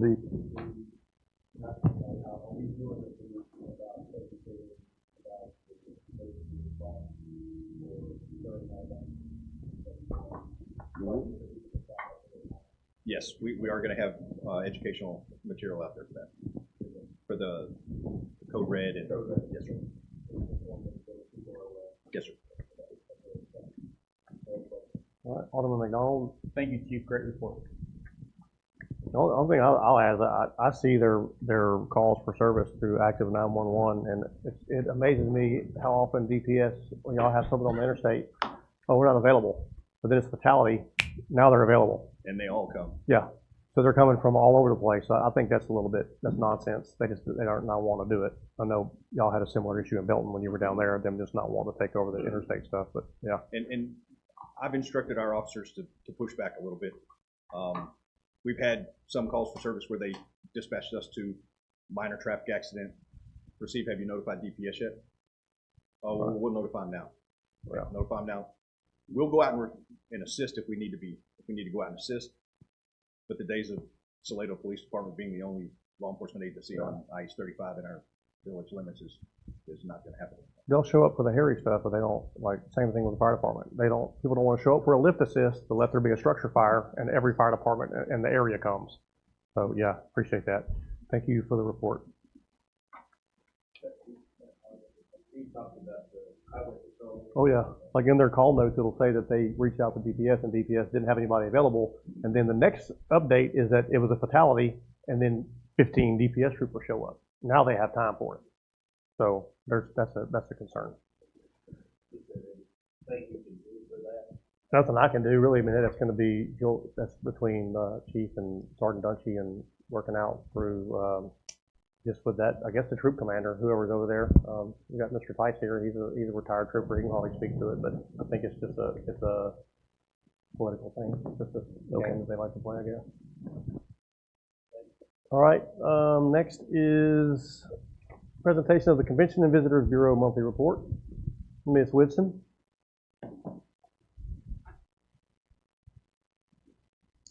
Y'all got me past my bedtime, so hopefully I won't be slurring over here. No, I'm just teasing. Good evening, Mayor and Alderman. This evening I am presenting to you our monthly report for the month of August for the Convention and Visitors Center. As you'll see here, we have our new analytics for our new website. We also have just our normal routine of our weekly updates. You can see our marketing initiatives that we have had. One of the main things that we've done was we have presented about 2,300 rack cards across the state of Texas. They have gone to every Texas convention center throughout the state of Texas here, and they've all been dispersed there. You can see we're working on our fall groups. Tour Texas, what you see there is we just updated our fall events that will go on the Highways events calendar. A rack card that we've worked on all of our events, our venues to cover events, conferences, so that if anybody is looking, then they know where to go. And all of that includes their website, the number of attendees that it holds, if it's indoor and outdoor, and their website for contact. Brazos Trail is one of the sponsors. They go through the state of Texas and talk about the history. They do a great job in representing our town of Salado. They love Salado and they love to do that wherever they go. So you can see the places they've gone. And we've had 20 Salado visitor bags that were for the Model A Club that came through at the Holiday Inn. And then as you can see, narrowing down at the bottom, we're always looking for ways to collaborate and to promote Salado. And then these were the items that we've got through on here. And that's just a small portion of them. And then the next page here is Facebook and Instagram analytics for the month of August. So if you have any questions for me, I'd be glad to answer any questions for you. Alderman Sandor. No, thank you for the report. I have no questions. Thank you. No questions. Okay. Alderman Dunch. Thank you. No questions. Yep. Alderman McDonald. Yes, great report. Thank you. Follow-up question. Yep. Have you been able to reach out to the State National Guard yet regarding Yellow River? I did, and I got on their website, and the next events will be in the fall of next year. Spring of next year, April of next year. Thank you, ma'am. You're welcome.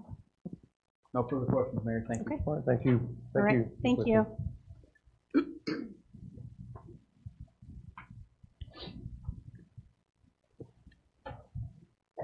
All right, moving on. Item 7A, discussion of possible action on approving an ordinance of the Village of Salado adopting the fiscal year 2025-26 annual operating budget and capital improvement plan for the Village of Salado, Texas, declaring findings of fact, providing an effective date, providing a severability clause, and providing an open meetings clause. Mr. De La Rosa? Okay, this is your budget that's being proposed. With the passage of Senate Bill 1008 during this last legislative session, we're unable to collect alcohol and beverage fees. So that was, we had budgeted, or we received last year, $13,100. So approximately $15,000. We have taken that out of this budget. We readjusted some of the revenue streams and just balanced it in there. So it was not too big of a change. You will see in the general fund revenue line item 4130 mixed beverages. There was some confusion if that was affected, and that was not. That is the sales of alcohol at restaurants, bars, grills, whatever. So it is the permitting that we're losing those fees. So that's already been corrected in this general fund. You also have the the hotel occupancy tax fund documents in there, and the wastewater fund, the interest seeking fund. You'll see the 1.3 million that we got under bond interest line item. What is it? 6112. No, that's not it. I can't see it right now. But we put it into his own line item. It's not a very good copy, but.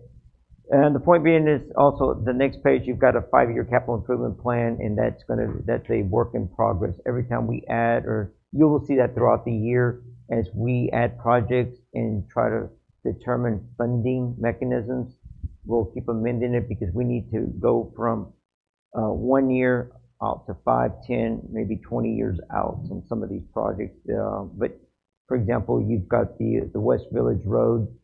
It was awarded last year. It's a 7-year project, so you still have 6 years before you got to complete it, and it needs to be identified. Here's where we're at with this. Some of you have asked that we consider a staff reduction. We've had 2 meetings prior. Based on conversations I had last week, I made some adjustments. You have option 1 and option 2. And option 1, and you'll see it with line item under the police department, which starts line item 6200, 6200 police department. More specifically, this leaves all those categories intact. Option 2 changes that police department category in option 2. Okay, there are no other changes in the wastewater hotel funds or any of the other funds that's being proposed.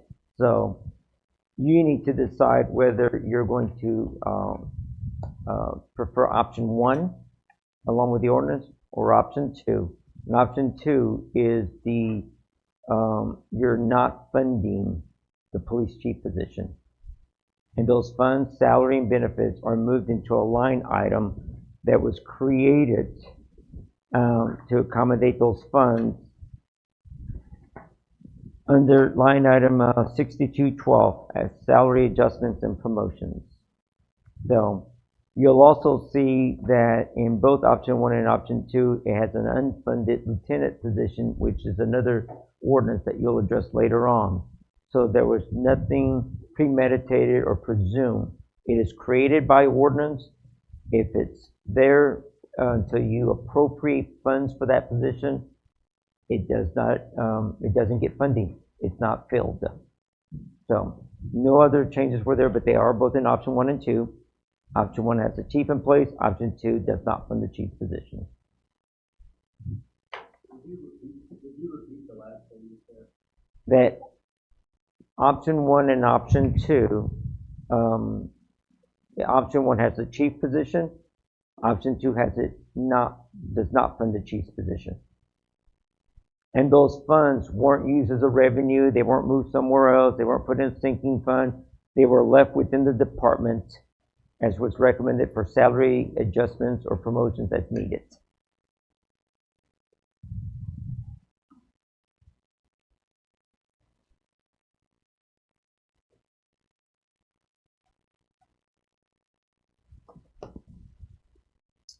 All right, Alderman Sandor.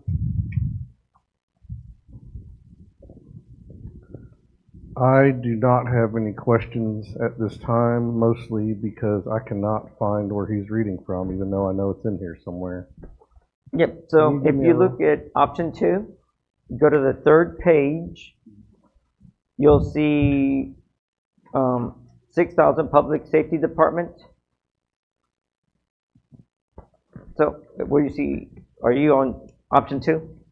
No, I'm still trying to find it. Okay, it'll say general fund hyphen option 2. It's in that group. Okay.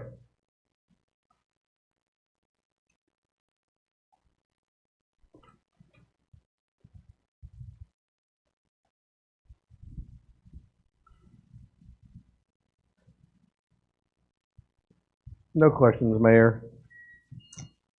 All right, thank you. Alderman Lassiter.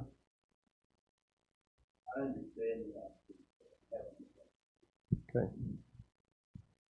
I'll come back. Alderman Dunch.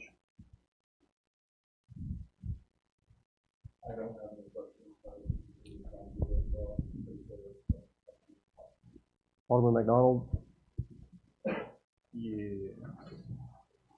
Stand by, please. Sorry, I'm pulling up on here.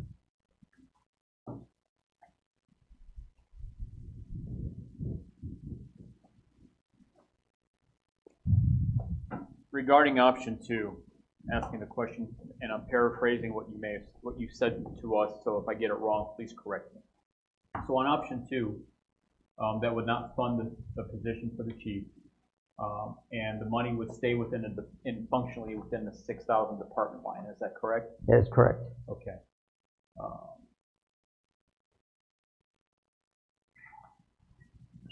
Unless I'm missing it, is there any specifications on where those funds would go in that general term, or would that be? I'm asking that first question. Yes, sir. You could amend the budget at any time and move those funds anywhere. Okay.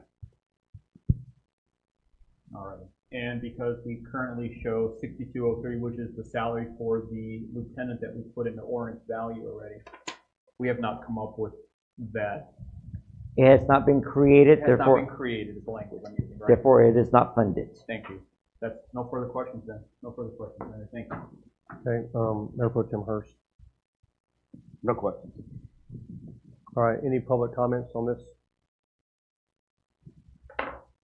Okay.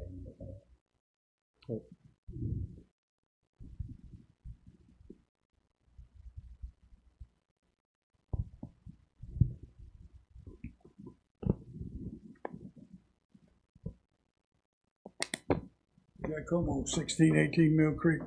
I'm a police officer, 20 years experience. I've worked with Chief Allen Fields for 2 years over at Rogers. I was his sergeant. He already came in there as a sergeant from another department up by Hillsborough. He was qualified then to supervise and run patrol crews.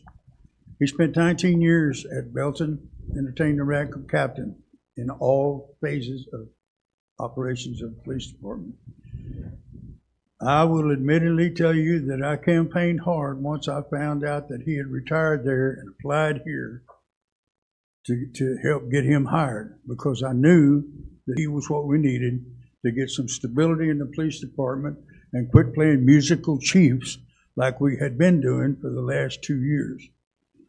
Allen Fields has come in here. He has directed and formed this police department and put in training programs and officers in the academy that we now have on the streets.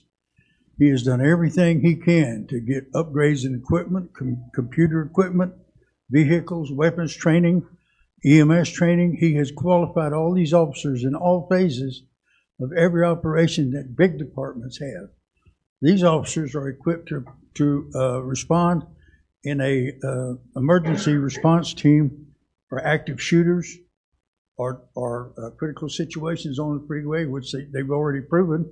Our officers have saved lives on these freeways, and that's all under the direction of Chief Fields. And Chris Dunshee has been an excellent sergeant and dedicated to this department and has won awards on his own. And I absolutely cannot see removing Allen Fields as the police chief of this department and spreading the funds elsewhere in the department so that you will have a lieutenant over the department, but you'll have the city manager directing the operation of the department. And I've seen that in every small town that I've ever been in. When they start crunching money, the city manager starts saying, I can run the police department. And that is not so. They are not qualified police officers. They don't know investigative techniques. They don't know the process for prosecuting people. They can supervise and do administrative things, but they can make no legal decision concerning police activities or investigations or filing charges. That's a fact. You need a police officer to run a police department. You have the best police officer possible right now running this police department. And you want to remove his position or put him up for possibly removing his position just so you can distribute funds elsewhere. I got wind of this long ago. This is not something that just popped up overnight. People talk in this town, and everybody comes together and compares notes. And this has been floating around for a long time. I'm telling you, you need Alan Fields directing this department, and Chris Dunshee can be promoted to lieutenant. And when you put that substation in out there, you're going to need a commander that can run that and supervise officers out there, and that's Chris Dunshee. He'll be ready to rock and roll out there.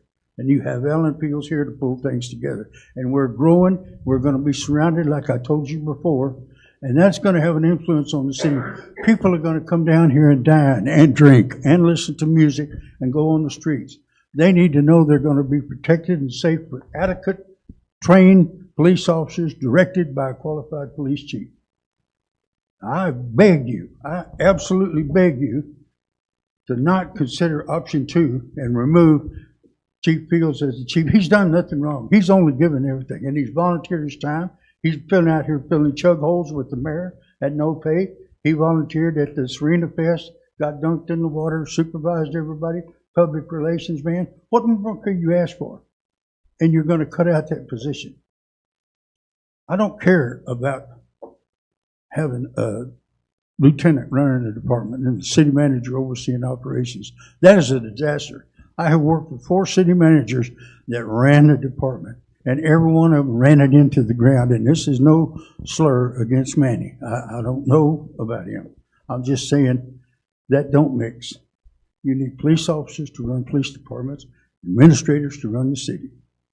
And I think Manny is doing very well compared to what we had before. I still don't know where the money is from that previous administration. That should be enough of a job for Manny to do without having to take on overseeing the police department. Alan Fields is the man you need. He's the man you have, and he is the man that's doing the job. And Chris Dunshee is one hell of a backup and will be qualified to run that substation. We have the plan in place for what is fixing to happen. Why not use it? Why not find a way to make this work? You're going to distribute the money still in the department? Okay, let's just put things on hold in the department a little bit and keep a man that can run the department and take care of what needs to be done. And I am pleading with you as a paying citizen and resident taxpayer of this city and a qualified police officer for 20 years. Don't cut people loose that are going to be doing you good for a long period of time. And you guys know, you all work for a living, you know what it's like, and you know what you need, and you know what you depend on when you're at work and your family's at home. You depend on the police department that's going to take care of business. Now, I've had my say, I got angry, I'm sorry, but this is a tender subject with me. We need these people that we have. We must keep these people that we have and find a way to do it. You got 2 guys right here that can take care of business, and the business is coming our way. I've said my piece. Thank you very much. Just for clarification, there has never been a conversation about Manny De La Rosa running the police department, regardless of what this board deliberates on tonight. That is not going to happen, and that has not been a topic of conversation. As far as the lieutenant's position, that was Chief Fields' idea. He's the one that wanted to create that position. So nobody's doing anything under the radar or trying to hide anything. It's been just transparency. Well, and you know how I feel about that. Okay.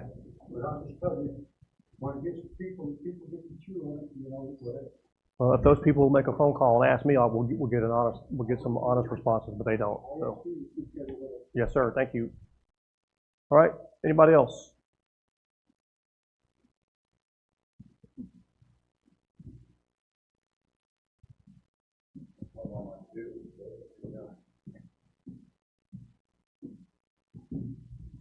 Michael Tice.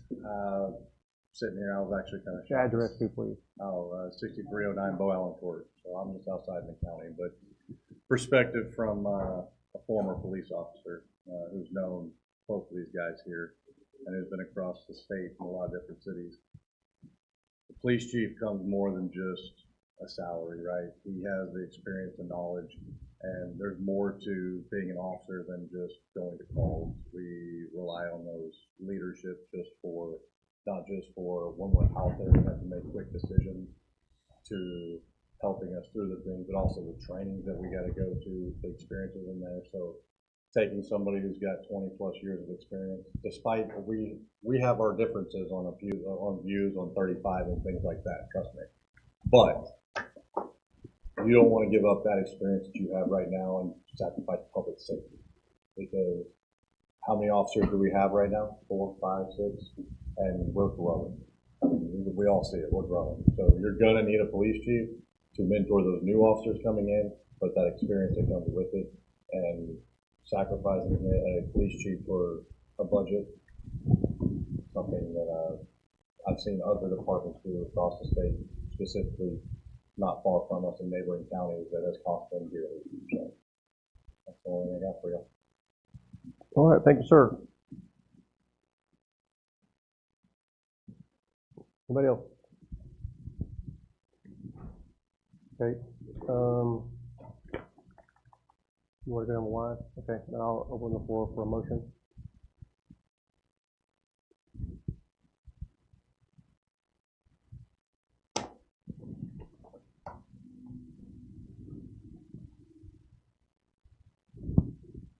Yeah, I'll make a motion, Mayor. Okay. Make a motion to accept ordinance, 7A as written, with the acceptance of option 2 as part of our budget contingency. Okay, motion made by Alderman McDonald to approve option 2 as the fiscal year 2025-26 annual operating budget and capital improvement plan.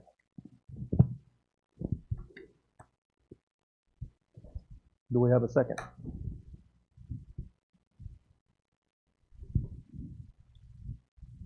Once again, second? Second. Okay, seconded by Mayor Pro Tem Hurst. Any further discussion? Question. I'm gonna add. I want you guys to think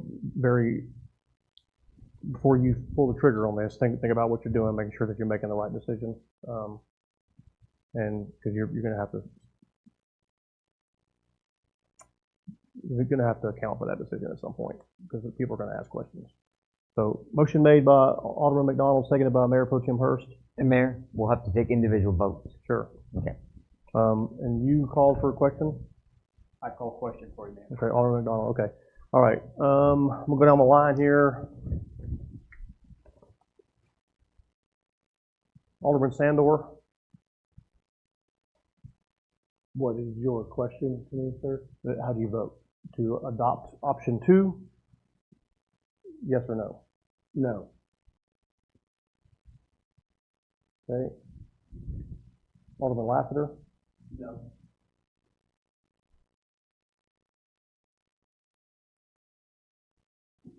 Mayor Pro Tem Hurst? Yes. Alderman Dunch? No. Okay, and lastly, Alderman McDonald? Yes. So that is 3 noes to 2 yeses. That motion does not carry. That's right. Do we have another motion on the table?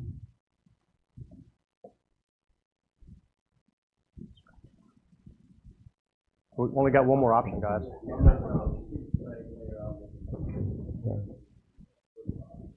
Okay. Motion made by Alderman Lassiter to approve item 7A, option 1 as presented. Second. Seconded by Alderman Sandor. Any further discussion on this? Sure. Mayor, thank you. I'd like to say a couple things. I found this to be a particularly hard decision. I just do. I want to say that I have really appreciated what I've seen in this team of a police department, from my experiences with Officer Fields and with Officer Dunshee. And I think collectively the two of them have been very effective. And I'm very proud, from what I see of where our department is as a whole. I think they made significant sacrifices this past year to lessen their cost and carry a larger burden by not hiring back 2 new officers. I may be out of line in saying this, but in the same breath, I'd like to say I'd love to see Officer Dungy get a step forward in his leadership and continue being mentored and ready to take over at some point in time in the future. But I have confidence he can do that. And I appreciate a police chief that is mentoring someone to assume that role at some point. And I do think Officer Dungy would be a good candidate, excellent candidate for that. I also know that everybody can always work on improvement, and with the leadership of the mayor and the city manager, I hope that things that need to be corrected or improved are properly communicated if they haven't already been, and we make progress, because all of us have plenty of room for improvement. And so with that, I again would like to thank you for the chance to say that. Yes, sir. That's a great point. All right. Anything else? We're good? No, sir. Item 7B, discussion of possible action on approving an ordinance of the Village of Salado, Texas, setting. Mayor, we didn't finish the vote. We didn't vote. We voted on this one. Now we got to vote on option 1. Oh, that's correct. Okay. All right. Then, any more public comments? Sorry, I got ahead of myself there. We're on question. All right. Question. So who made the motion first?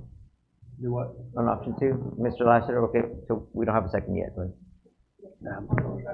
Oh, send it, okay. Yeah. So we do, okay. All right, question's been called by Alderman Dunch. Alderman Sandor. For, what was it, option 1? Yes. Okay, Alderman Lassiter? Yes. Mayor Pro Tem Hurst? No. Alderman Dunch? Yes. Alderman McDonald? No. That carries 3-2 for option 1. Got it. There you go.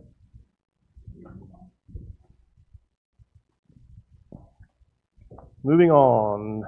Item B, discussion of possible action on approving an ordinance of Village of Salado, Texas, setting a property ad valorem tax rate, approving the ad valorem tax rate and levy of 42.31 cents per $100 of assessed valuation of all taxable property within the corporate limits of the village for the 2025 tax year to support and fund the fiscal year 2025-26 operating budget for the Village of Salado, providing an exemption on residence homesteads, providing for exemptions for individuals who are disabled or 65 years of age or older, providing for penalties and interest, providing for severability, providing for repealing conflict, proper notice and meeting, providing for engrossment and enrollment, providing for notification to assessor, and providing for publication and effective date. Okay, Mayor, Alderman, I am recommending that you approve the ordinance as read, and that the voter approval tax rate of 42.31 cents per $100 evaluation be our new tax rate. Alderman Sandor? No question. Alderman Lassiter? Mr. De La Rosa, the tax rate is increasing 6.1 cents per 100. Is that correct? It is increasing from 36.12 to 42.31. So yes, roughly 6 cents. So on a $700,000 house, what would that equate to? $420 a year? I didn't run those calculations. Incremental, an additional amount. Mr. McDonald, you're a mathematician among other things. Roughly about $420. Okay. Give or take. Based on the whole $100, based on 100,000. Yeah, on the full tax On amount. the full taxable amount, and that's the date, no exemption applies. Yeah, and we do have significant exemptions. Yeah. Okay, no, that's... Yeah, as a matter of fact, I found it. It's on the notice of public hearing. For a average home of $375,690, which is the average homestead taxable value in Salado, Yep. there would be, the average homestead rate would be $1,589. So that 375,000 is 750,000. So that is roughly $3,100, $3,200 per year. So the delta is what? How much was it? We gave you total amount, so if you back off the 6 cents, then you're gonna do the math. Okay. It's all right. Think about that. It's $950. This is the final reading on that, is It that is. correct? Yes. I'd just like to add a couple more things. I really appreciate the work you've done on the budget. I know it's not an easy process. I'm very pleased with the way things turned out, or look like they're going to turn out in 2025. And I do believe euphemistically that the cupboard is bare, and we do need to raise our tax rate to bring forth some money for the rainy day fund in the future for whatever our capital needs are and maintenance needs on roads and the rest. And that's pretty much why I support, what we're doing, and I anticipate our revenues to sales tax revenues with the inclusion of Taco Bell and Starbucks and the others. McDonald's came in at the beginning of the year, I think, somewhere around there. But I feel good about our budget, and I want to apologize for it, and I look forward to having some money, hopefully in our investment fund for future capital outlay, so we don't have to face this problem again. But as I said, we inherited a pantry that was empty, and I commend y'all for sticking with that. I mean, it may have been required, but y'all made the best of it, and we're going to come through it in reasonably good shape. So I do thank y'all for the heat y'all took on that and the discipline to get the work done that needed to be done. And I want to specifically say thank you. I know y'all took a lot of heat, and you did too, City Manny. So anyway, that's my 2 cents worth. Thank you. All right. Thank you, Mayor, for your leadership. Well, sir, thank you. Is it you? Yeah, no question. Alderman Dutch? No question. Alderman McDonald? No questions, Mayor, thank you. Any public comments on this item?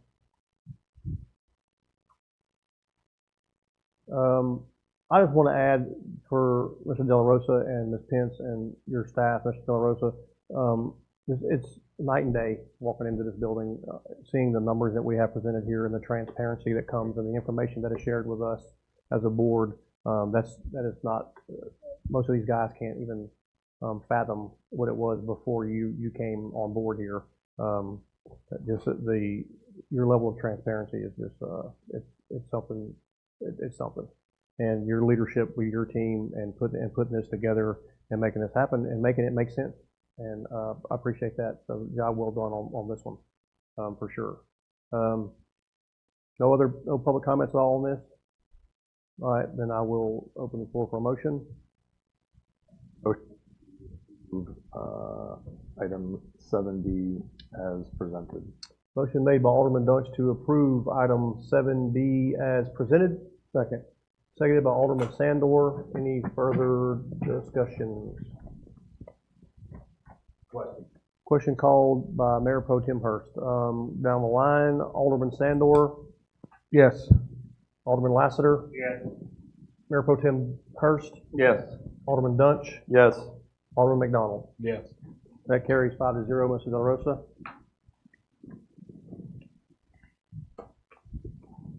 Item 7C, discussion and possible action on approving amended budget for fiscal year 2024 and 25. Mr. De La Rosa? Okay, but we're doing this since this is the last meeting in this current fiscal year. We don't have the financials closing out September, so we've made some assumptions what it's going to look like through the end of this month, so we could have an amended budget on record. Therefore, when we get audited, we do not have expenses that were not presented or authorized by you. So it's the best we could based on today's scenario. So my recommendation is that you approve the amended budget, and here I'm going to take any questions. Okay, Alderman Sandor, no question. Alderman Lassiter? Yes, I have thank you. Yes, I have just a comment to make, and I do agree with the income statement, and I support that. On the balance sheet, I feel like the prudent thing for me to do is abstain from a vote on that,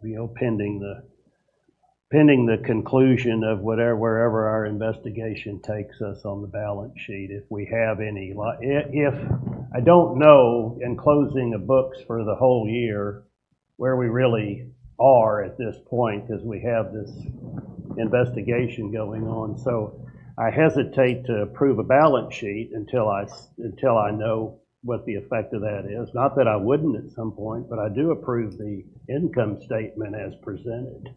And so I wanted to explain that. So if I abstain from the vote on this, I wanted for the record it to be clear I agree with the income statement and support it. And because of my accounting background and to some extent, I just want to be clear eventually whenever that happens. I don't think that will probably be a problem, but if it is, I'd be more than happy to discuss it. But it's just an issue that I think I don't know, and I don't want to feel obligated to approving it if I don't know. It's not that I'm against it. It's just, to me, from an accounting standpoint, it's just a question to finish on. So I look forward to that someday. Mayor, if I may respond? Yes, please. Yeah, Alderman Lassiter, this is just the amended budget. It's not the balance sheet. So this is just your revenues and expenses. Okay. So then I'm good. Yeah, but thank you for clarifying. You know, but let me do address your balance sheets that are in here under the administrator's report. It's just an overview of those financials. There is a line item for development escrow funds for the $945,000. I can tell you that I've met with the developer. They do not have an escrow agreement in hand.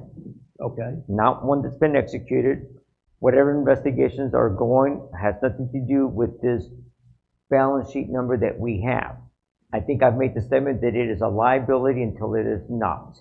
It is now incumbent upon the Collins family to provide documentation to this city for your review and review by our legal counsel, or to try to explain how we collected that money and what dollar amounts. Okay. So I'm giving you as much as I can. I've had a meeting. It is common knowledge. They are aware of it.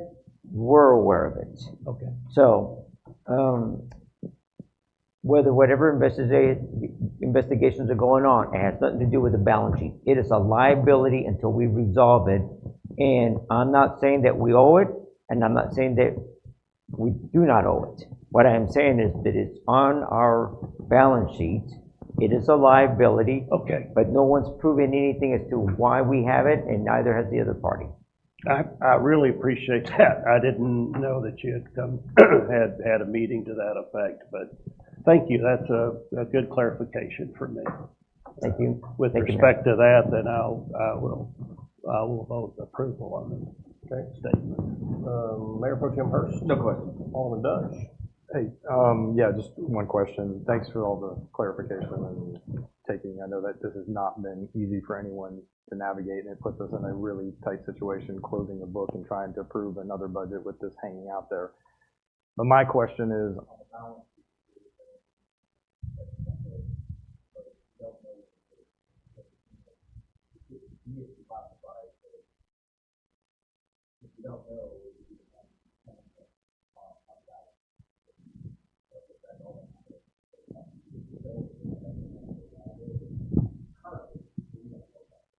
And I may reclassify it as some other title because maybe it doesn't fit under that classification. But we're closing out this fiscal year, probably the first in, you and I communicated about this, so I certainly have put a lot of thought into it.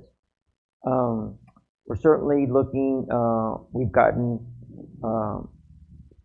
statements of qualifications from 2 auditors. We're going to go through that, so maybe depending when we make that selection, I'll have that discussion and make sure. What I don't want to do is move it around right now because it's been there for such a long time that it looks like I'm cooking the books. Right? But it feels like it's not in the quite right place. Before we close, I'd like to get closure on that. Yes, sir. Thank you. That's great, thank you. But although, to be clear, there was a note on that check. I think it was in the memo line or something. We don't know who wrote it, but it says escrow. Yeah, and we don't know who wrote it. Yeah. So, yeah, that's the thing is that we're trying to determine, like, just through the Collins family, like, what are they going to do about it? You know, what are their concerns? So, but that's a great point. Alderman McDonald? No questions. All right, any public comments? No. All right, open the floor for motion. Mayor, make a motion to approve 7C as written. Motion made by Alderman McDonald to approve item 7C as presented. Second. Seconded by Alderman Sandor. Any further discussion? Question called by Mayor Pro Tem Hurst. All in favor of approving item 7C as presented, say yes. Yes. Yes. Any opposed, say no. Any abstentions? Nope. All right, that carries 5-0. Mr. De La Rosa. Item 7D, discussion and possible action on approving an ordinance of the Village of Salado, Texas, repealing ordinance 2002.09, resolution R-TAC 2015, TAC 123, and prior investment policies adopted by motion and adopting an investment policy for fiscal year 2025-26 and designating an investment officer, providing this ordinance be cumulative and providing for severability, governmental immunity, injunctions, publication, and an effective date. Mr. De La Rosa. Okay. At the request, actually, Alderman Lassiter brought this up, but it was already on my radar. You see that how far back the last time we had an ordinance, 2002. There was a resolution 2015, and then over the years, it's been approved by Board of Aldermen meeting minutes and not memorialized anywhere else. Which is what happened. This was deliberated on last year or year before? It was deliberated right before my start in late 2023. Yeah. And if it wasn't that I was actually looking for something else, I wouldn't have come across it. Didn't know it existed. I remember the board voting on it, but it was never memorialized. Yeah. Well, and it should. It should either be resolution or it should be an ordinance. I prefer ordinances. That way they're amended every year. We don't have a list of brokers. Other cities that I've worked for, we've had lists of brokers. We recently brought on Raymond James for underwriting. Mm-hmm. They were one of 7 that I had at another city. Okay, but this does meet a sample ordinance that was provided to me at a TML training when I got my Public Investment Act training. It does designate me as the Public Investment Officer or a finance director in the future. The last city, the finance director was the primary, I was the backup. We were both appointed, but that was her function, or that employee's function. We don't have that level of depth here. So, but I do have, I am in compliance with that state statute with my Public Funds Investment Act training. It is my recommendation that you adopt this ordinance, and we will certainly be looking at tracking the funds that we got from the tax note, making sure that we get the highest yield on that, and other funds. Good. All right, thank you. Alderman Sandor? No question. Alderman Lassiter? No question. Mayor Pro Tem Hurst? No question. Alderman Dunch?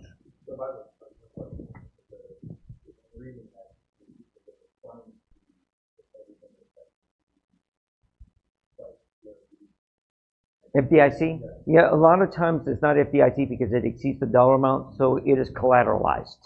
And there are regulations on that collateralization, that security. Alderman McDonald? No questions, thank you. All right, any public comments on this item? All right, I'll entertain a motion. Make a motion for 7 Delta to be approved as presented. Motion made by Alderman McDonald to approve item 7D as presented. Second.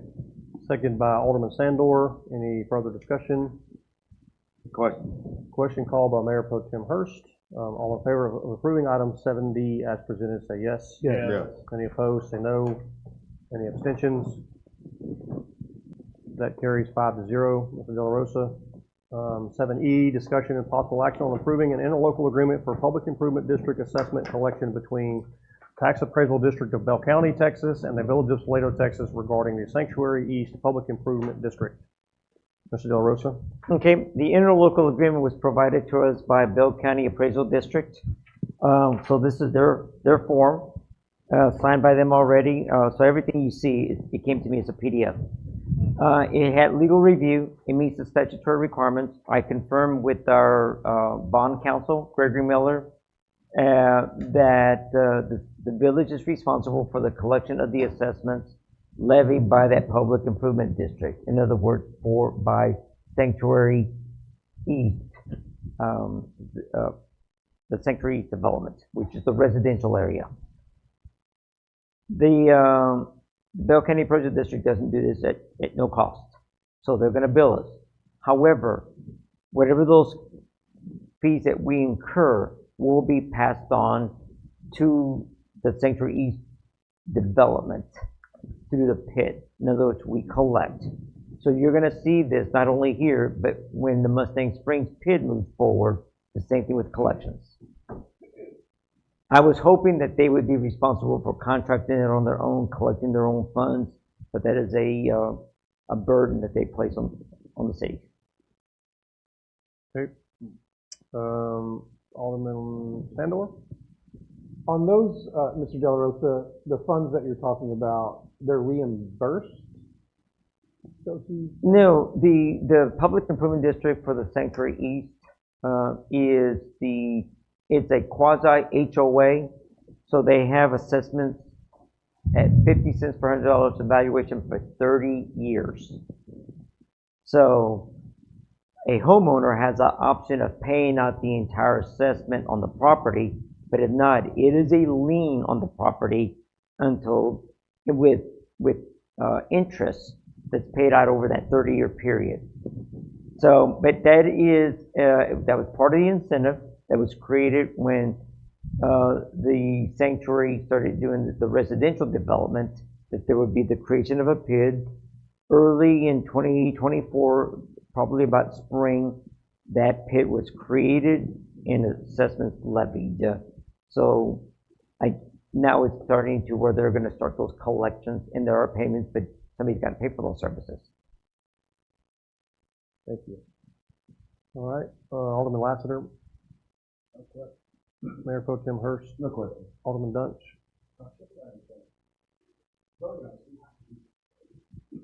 Yeah, you don't really have much of a choice. But it's just that the Bell County Appraisal District, wants to have an agreement with us that they're going to provide this service and they're going to charge us. It is something beyond taxes. Let's do it. All right, Alderman McDonald. No questions, man.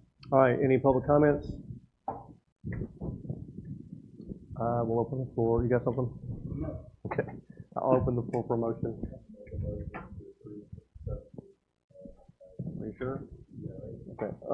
Motion made by Alderman Dunch to approve as presented. Second. Seconded by both of these guys over here, Alderman Lassiter and Sandor, or Alderman Lassiter. Any further discussion? Question called by Alderman McDonald. All in favor of approving item 7E as presented, say yes. Yes. Any opposed, say no. Any abstentions? That carries 5-0, Mr. De La Rosa. Item F, discussion and possible action on approving an ordinance of the Village of Salado, Texas, amending ordinance 2024 TAC 11. The ordinance establishing a police department and the office of chief of police, conferring the duties of the office of marshal upon the chief of police, providing for the solicitation of candidates for office of chief of police of the Village of Salado, Texas, and providing for the establishment of a reserve officer program, authorizing the appointment of up to 10 police reserve officers, establishing qualifications and standards for police reserve officers, declaring that police reserve officers are volunteers and shall serve without compensation, and providing findings of fact, effective date, repealer, severability clause, and proper notice and meeting. And that was a mouthful. Mr. De La Rosa. Okay, you might recall that you authorized me to amend this ordinance and present it to you. I've shared it with Chief Fields. He's reviewed it. He's available to answer any questions you might have, but this is exactly what we discussed in open session, and it has been prepared in that manner. Okay. Alderman Sandor? No question. Alderman Lassiter? Yes, thank you. Is this, would you give me a recommendation on this, please? No, sir, I recommend approval of this ordinance because it creates positions. It cleans up some of the language. Okay. So it does create the lieutenant along, some of the operational. I forgot to add myself in it. I'm just kidding. But Okay. it does. Now you get it. So I'm good. Thank it's you. late. But no, so I am recommending you have to fund. So whenever the chief is ready to elevate someone into the lieutenant's position, he would make a recommendation. We would bring you a budget amendment. Okay? So if a lieutenant position is created and we fund that, I'm going to actually have to go look to see exactly how we're going to fund some of these things, right? You may have to make some adjustments somewhere else. We may take it out of streets, right? I think that's where we're putting the excess, but you still have the tax note, a lot of funds in there, so, but it's got to come from somewhere out of your budget. But we were also going to look at some of the other officer positions, because what we do not want to do, and what I recommend is that we do not lose officers to other jurisdictions, that we do maintain them and offer some compensation to try to keep them in play, right? I think what we offer is fair, but it's not competitive enough with our neighboring communities. Especially with their increased calls for, like their calls for service are increasing every month. Yes, sir. They're doing more with less. Yeah. Yes. Thank you. I'm good. Okay. Mayor Pro Tem Hurst? No question. Alderman Dutch? No question. Alderman McDonald? No question, Mayor. All right. Any public comments on this? Nope. All right. Open the floor for a motion. Make a motion to pass 7F as presented, Mayor. Motion made by Alderman McDonald to approve 7F as presented. Second. Seconded by Alderman Sandor. Any further discussion? Question. Question called by Mayor Pro Tem Hurst. All in favor of approving item 7F as presented, say yes. Yes. Any opposed, say no. Any abstentions? That carries 5-0. Item G, discussion and possible action on approving an ordinance of the Village of Salado, Texas to amend ordinance number 2016.15, intentional feeding and disposal of deer, and including the following: findings of fact, effective date, repealer, severability clause, and proper notice and meeting. Mr. De La Rosa. Okay, we also discussed this ordinance pertaining to removal of deer, a dead deer, the carcass, or any other animal. So this is actually drafted in that manner. Chief Fields reviewed it, found one typo. I corrected it, and it is my recommendation that it be approved. I think that removal of deer is a health hazard, it's dangerous, and that people that are trained to remove those and properly dispose them in accordance with state law under the guidelines of the Parks and Wildlife Department are better suited than we are. All right, Alderman Sandor. I could not agree any more with Mr. De La Rosa, and we have been through and through this gentleman. Yeah. All right, Alderman Lassiter. Agree. Mayor Pro Tem Hurst. Question. All right, Alderman Dutch. No question. Alderman McDonald. No question. I know there's going to be probably some pushback. Are you getting phone calls already? People asking about? I know they are. You're getting requests for deer to be removed, but are we just referring them to other agencies now? She is. We put it off on Teresa. All right. There you go. They take no better from her. Yeah. All right. Any public comments on this? All right. I'll open the floor for a motion. Motion made by Alderman Dutch to approve item 7G as presented. Second. Seconded by Mayor Pro Tem Hurst. Any further discussion? Question. Question called by Alderman McDonald. All in favor of approval of item 7G as presented, specify by saying yes. Yes. Any opposed? Say no. Any abstentions? That carries 5-0. Item H, Discussion and possible action on approving an ordinance of the Village of Salado, Texas to repeal the village's noise regulation ordinance number 2008.07 and to adopt by reference Texas Penal Code Chapter 42, disorderly conduct and related offenses, and including the following findings of fact: effective date, repealer, severability clause, and proper notice and meeting. So, Mr. De La Rosa, this is because of that ordinance is outdated. There was some. It has to do with the penal code pertaining to noise, exceeding a certain decibel, and disorderly conduct in that section. If what I heard earlier, if we would like to revisit this, then I would table this. Okay. And let me try to address the noise a little bit separately and handle the disorderly conduct under a separate ordinance, referring to the Texas Chapter 42, yes, Chapter 42 of the Penal Code, and we'll address Alderman Duncha's concerns about noise. So let me revisit. Look, I was looking at this from the municipal court side, so let me revisit this ordinance, and we know that we won't handle any disorderly conduct at any establishments under this noise ordinance. Right. We will now follow the state statute. But let me readdress this noise issue. Okay. So, no action? Is the board okay with that? Okay. All right, moving on. I have done item 7J. Discussion and possible action approving an ordinance of the Village of Salado, Texas, establishing regulations for short-term property rented for periods of time less than a month, providing for a fine of up to $2,000 for each violation, providing this ordinance be cumulative, and providing for severability, governmental immunity, injunctions, publication, and an effective date. Mr. De La Rosa. I'm going to let Ms. Pence deliver that. Mayor and Alderman, thank you. The draft ordinance of the short-term rental in residential areas. The discussion of the proposed ordinance in the 2025 establishes regulations for short-term rental properties within the Village of Salado and its ETJ in residential areas. It is addressed in the increasing use of residential properties as vacation rentals in less than 30 days, and it aims to safeguard our community health, safety, and welfare.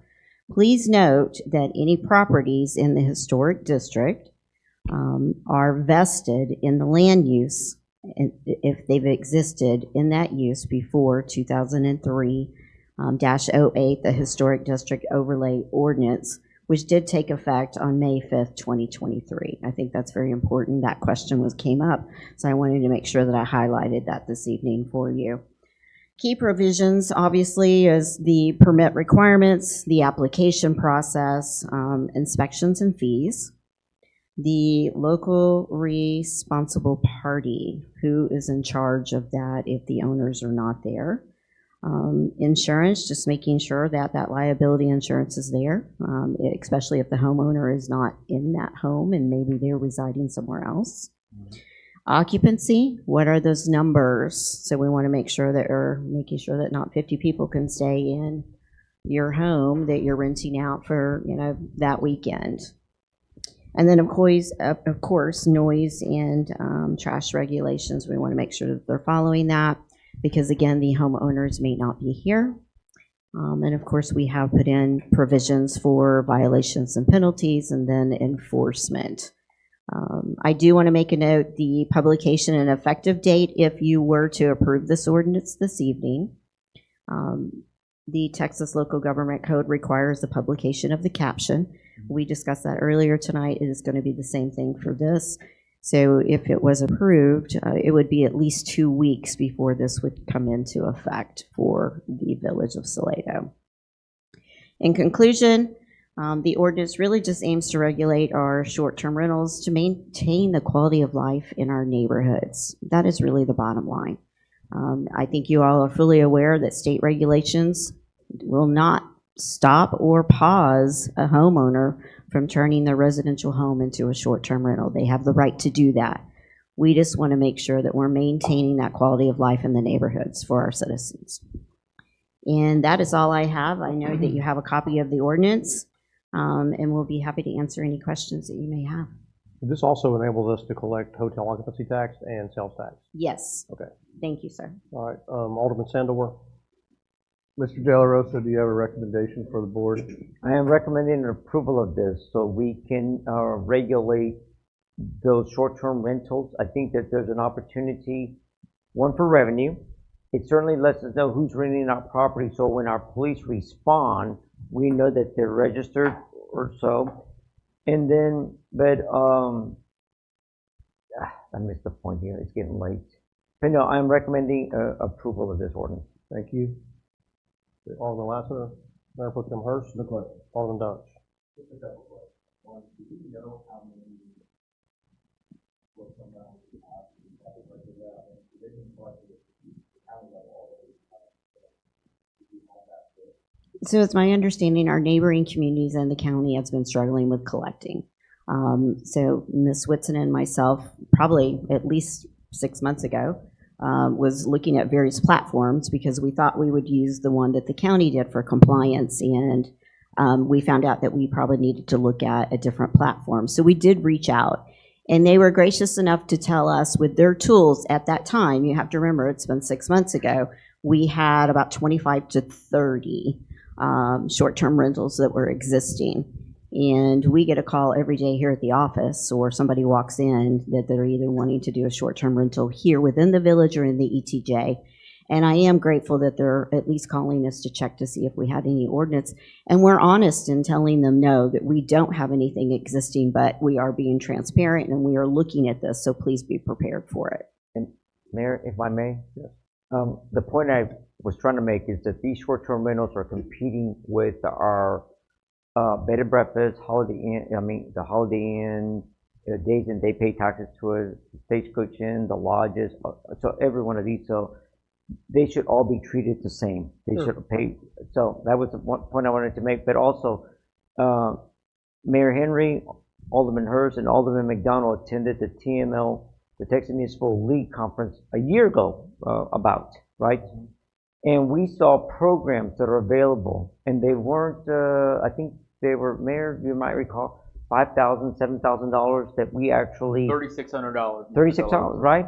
So it actually is, you pay a subscription, and you can get, it searches the internet, you geo-fence it, and it looks for all Airbnbs, VRBOs, all short-term rentals in your area, and that's how we would identify them. So if we move forward, we're going to be looking at this software. It's unfortunate that we're not attending the Fort Worth, the TML conference this year. We didn't make plans for it because of the finances.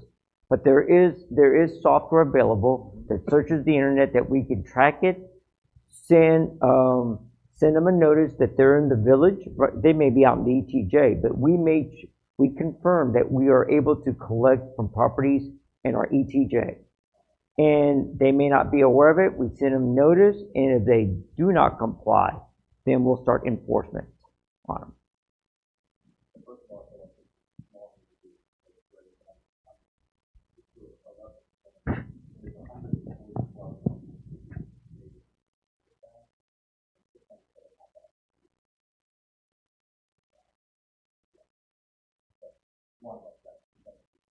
You're welcome. Okay. What we got? Alderman McDonald? I still have the business card.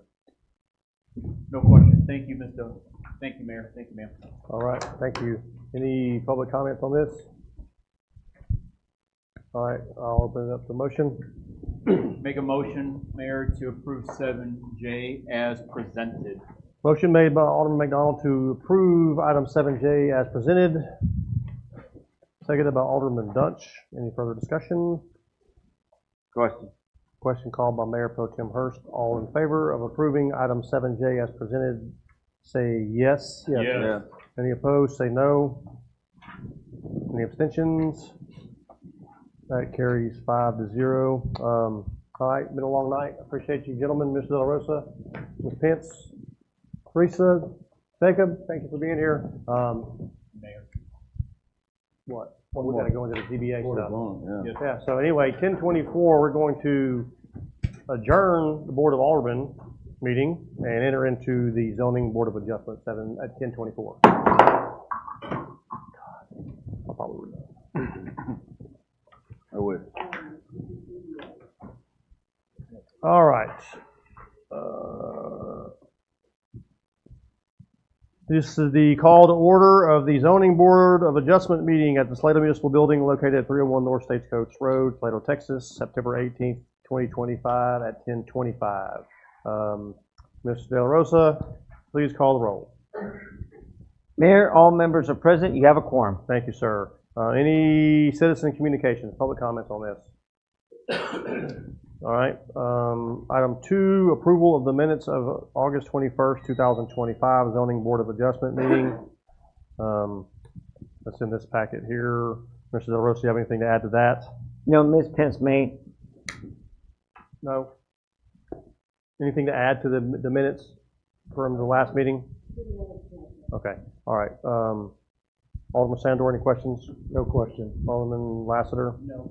Mayor Pro Tem Hurst? No questions. Alderman Dunch? No. Alderman McDonald? No questions. Thank Any public comments? I'll open it up. No, I won't. Yeah, we'll open it for a motion. Make a motion to approve the minutes of the last meeting for the zoning board. Motion made by Mayor Pro Tem Hurst to approve the minutes of the August 21st, 2025 Zoning Board of Adjustment meeting. Seconded by Alderman Dunch. Any further discussion? Question. Question called by Alderman McDonald. All in favor of approving the minutes laid out in number 2, say yes. Yes. Any opposed, say no. Any abstentions? That carries 5-0. Item 3, public hearing, which is a continuation of the public hearing held on August 21st, 2025 for a variance request to the zoning ordinance 2013 tax 08 for a single-family residential located at 1008 Salado Oaks Drive in Salado, Texas. The purpose of the variance request is to seek approval to construct a carport structure within the 20-foot setback as required in the plat of the subdivision. Mr. or Ms. Pence, go ahead. Thank you. I wanted to say Board of Aldermen, but so this is a public hearing continuation, so I am just going to highlight just a few things. You do have the same full packet that you viewed at the last meeting. There has been no additions, no additional public comments for or against. Everything in your packet is exactly how it was presented to you before. We do have the homeowner here with us tonight as well. I just want to make sure that you clearly understand that the permit application was submitted, did not meet the ordinance of 2013-08 due to the setback. And as stated, we did send out those public hearing notification letters within the 200 feet on 2 separate dates, if you recall, March 20th and July 9th. And you do have copies of those letters and emails in your packet. And in your packet, the homeowner did a letter of request stating his variance hardship. And he is here tonight to answer any additional questions that you may have in regard to this variance. And I'll be happy to answer any questions, but that's really all I have since we've kind of covered this already. All right, thank you. Then I will, 10:28, I'll open this up for public comments. Yes, sir, come on up.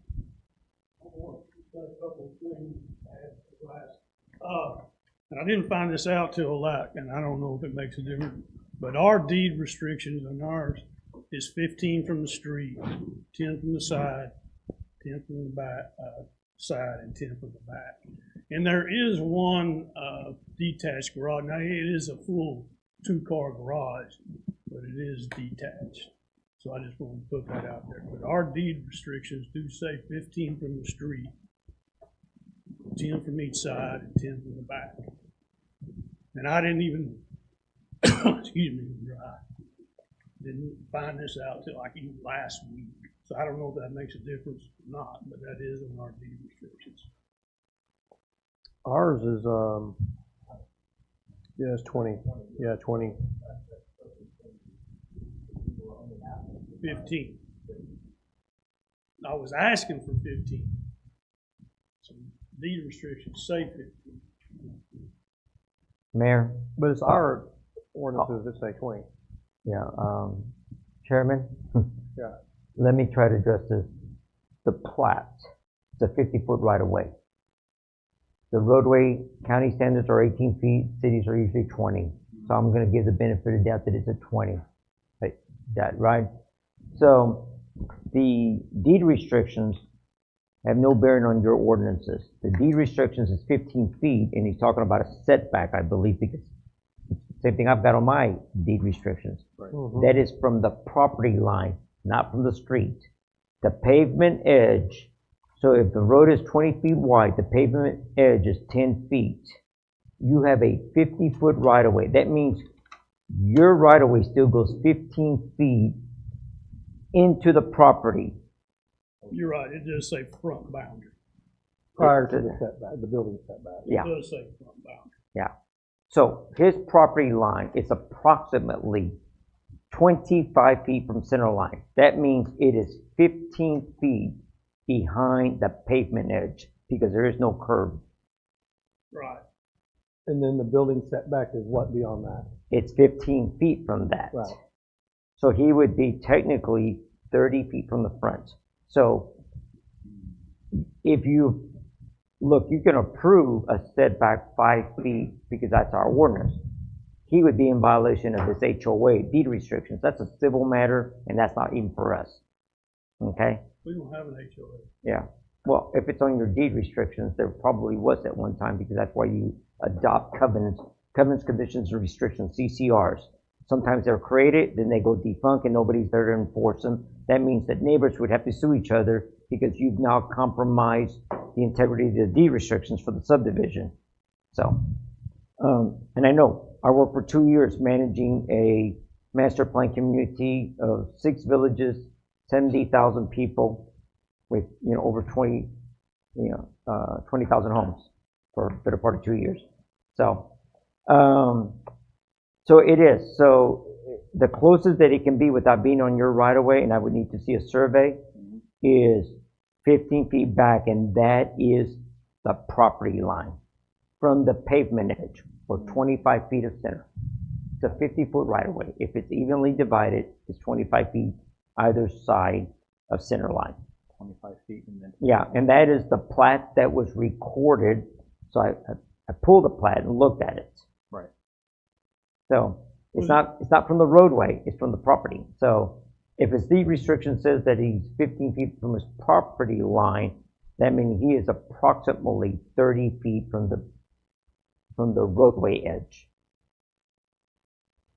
Well, I think the one was 20 foot is what, wasn't that? What it was? Right, so I was asking for 5 foot. Yeah, so the ordinance, even if, because they don't, we don't look at deed restrictions. So there's a 20-foot setback.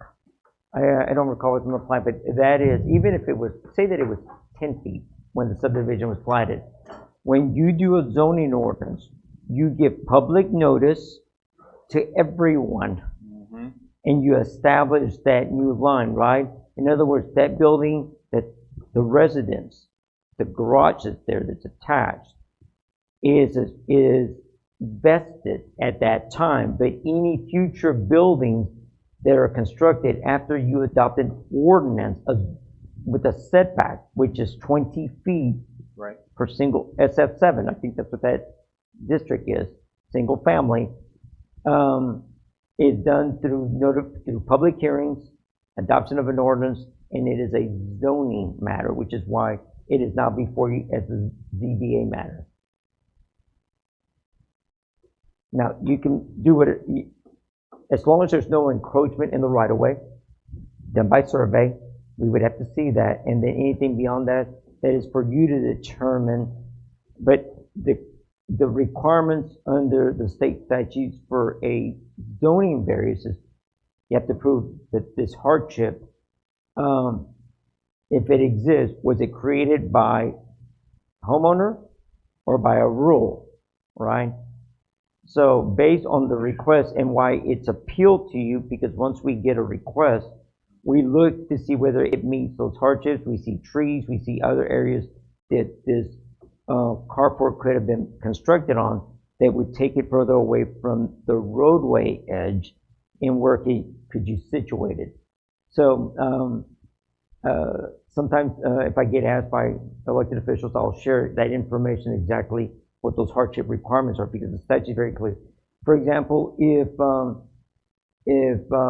there was an occupant of the home and they needed a ramp to get a family member into the home, but it exceeded the front porch line, because those are sometimes regulated, that would be a hardship. Right. And you would approve that. You see what I mean? You got to set those conditions, and if not, then the other thing is what's the consistency of the rest of the neighborhood? But I want to make it very clear, is there's a property line undetermined yet, because I haven't seen a survey, not marked, but based on what I know what that plat is, it is 15 feet, somewhere about 15 feet inside of the property from the pavement edge of his roadway. And if you go by the front of the house, you'll see that there's an open ditch along there, and those culverts, and he's got a driveway with a culvert pipe, a round culvert pipe, small. It's on that side. The opposite side of the street really doesn't have much of a ditch of any kind, and the water sheet flows across the roadway and it's caught into that bar ditch.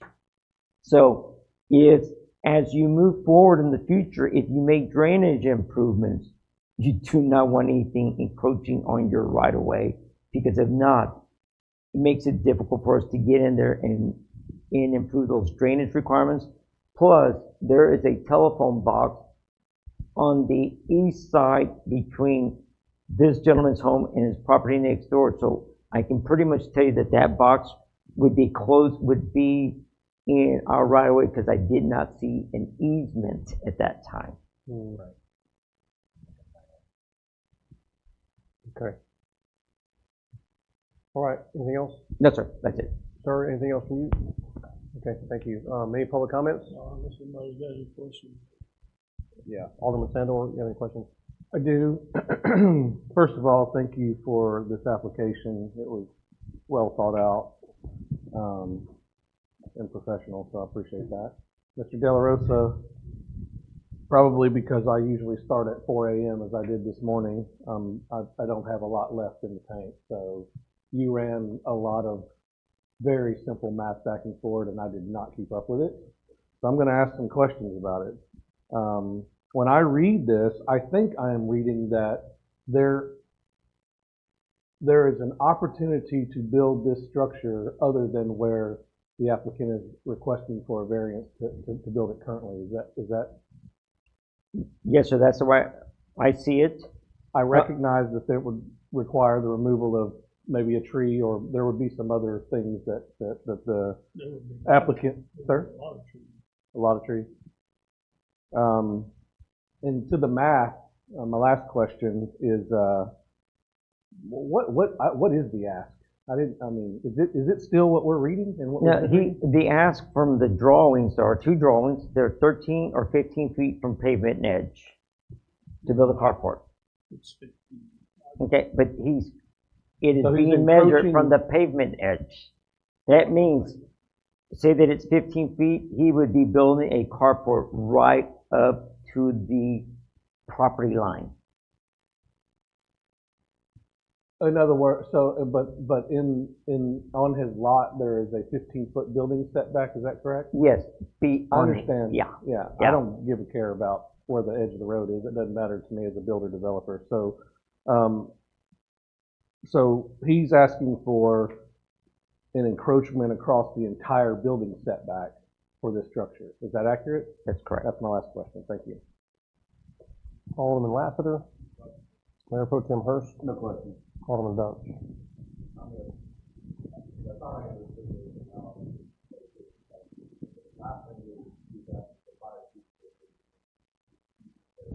Yeah.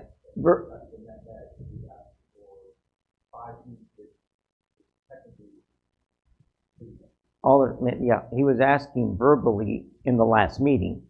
I don't have any drawings anywhere. I really don't know where it's at because the drawings that were submitted, and you mentioned it, 13 feet or 15 feet, and his measurements, that drawing is from the roadway edge. So you're drawing something that you're either encroaching into the right of way or you're right at the property line. So he's required to have a setback by our ordinance of 20 feet. His deed restriction says 15, which we don't recognize.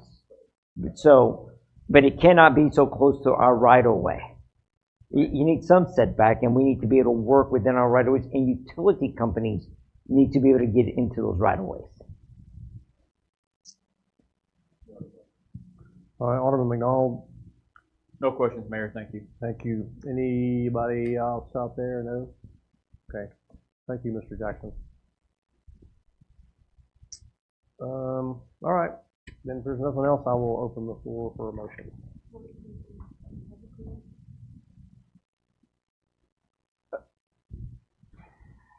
We closing public hearing, moving to the item? Oh, yeah. 10:41, I'm going to close the public hearing, and we're going to move on to the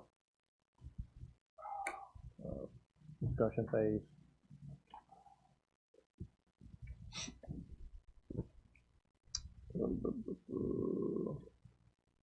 All right, item 4, discussion and possible action, approve a variance request to the zoning ordinance 2013, tax 08 for a single-family residential located at 1008 Salado Oaks Drive, Salado, Texas. The purpose of the variance request is to seek approval to construct a carport structure within the 20-foot setback as required in the plat of the subdivision.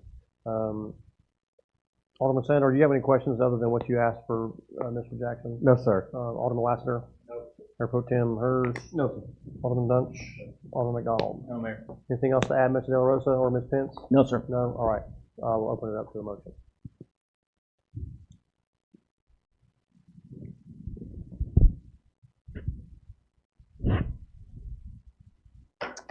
Do I have a motion? Yes, Mayor, I'll make a motion. Okay. Mayor, I make a motion to disapprove this request. Motion made by Alderman McDonald to deny the variance request as presented. Seconded by Alderman Dunch. Any further discussion? Question. Question called by Alderman or Mayor Pro Tem Hurst. All right, all in favor of denying the variance request to the zoning ordinance 2013 tag 08 specified by saying yes? Yes. Yes. Any opposed, say no. Any abstentions? All right, that's 5-0 in denial. Mr. Jackson, I just ask that you just go work with Ms. Pence and try to figure this thing out and get to where you need to be. Well, that's what I was going to ask you. But what if I can get it in this point, and I know you I can mention that, but I wanted to do it 22. Yeah. Maybe I only do it 20. Okay. I don't know if I can make it work, but if we're all here at 11 o'clock, and I've been going through this for a long time. If I can get it within the 20-foot setback, is that from the road, is that correct? We can't even deliberate on that right now because we've already this has been voted on and we've moved forward. We're at the end of that. We've been here since 6:30, and it's time to rock. My recommendation would be to contact Ms. Pence tomorrow, and y'all can kind of work that out and have a discussion about it. There's probably still an opportunity. Yeah. Thank you. Yes, sir. All right.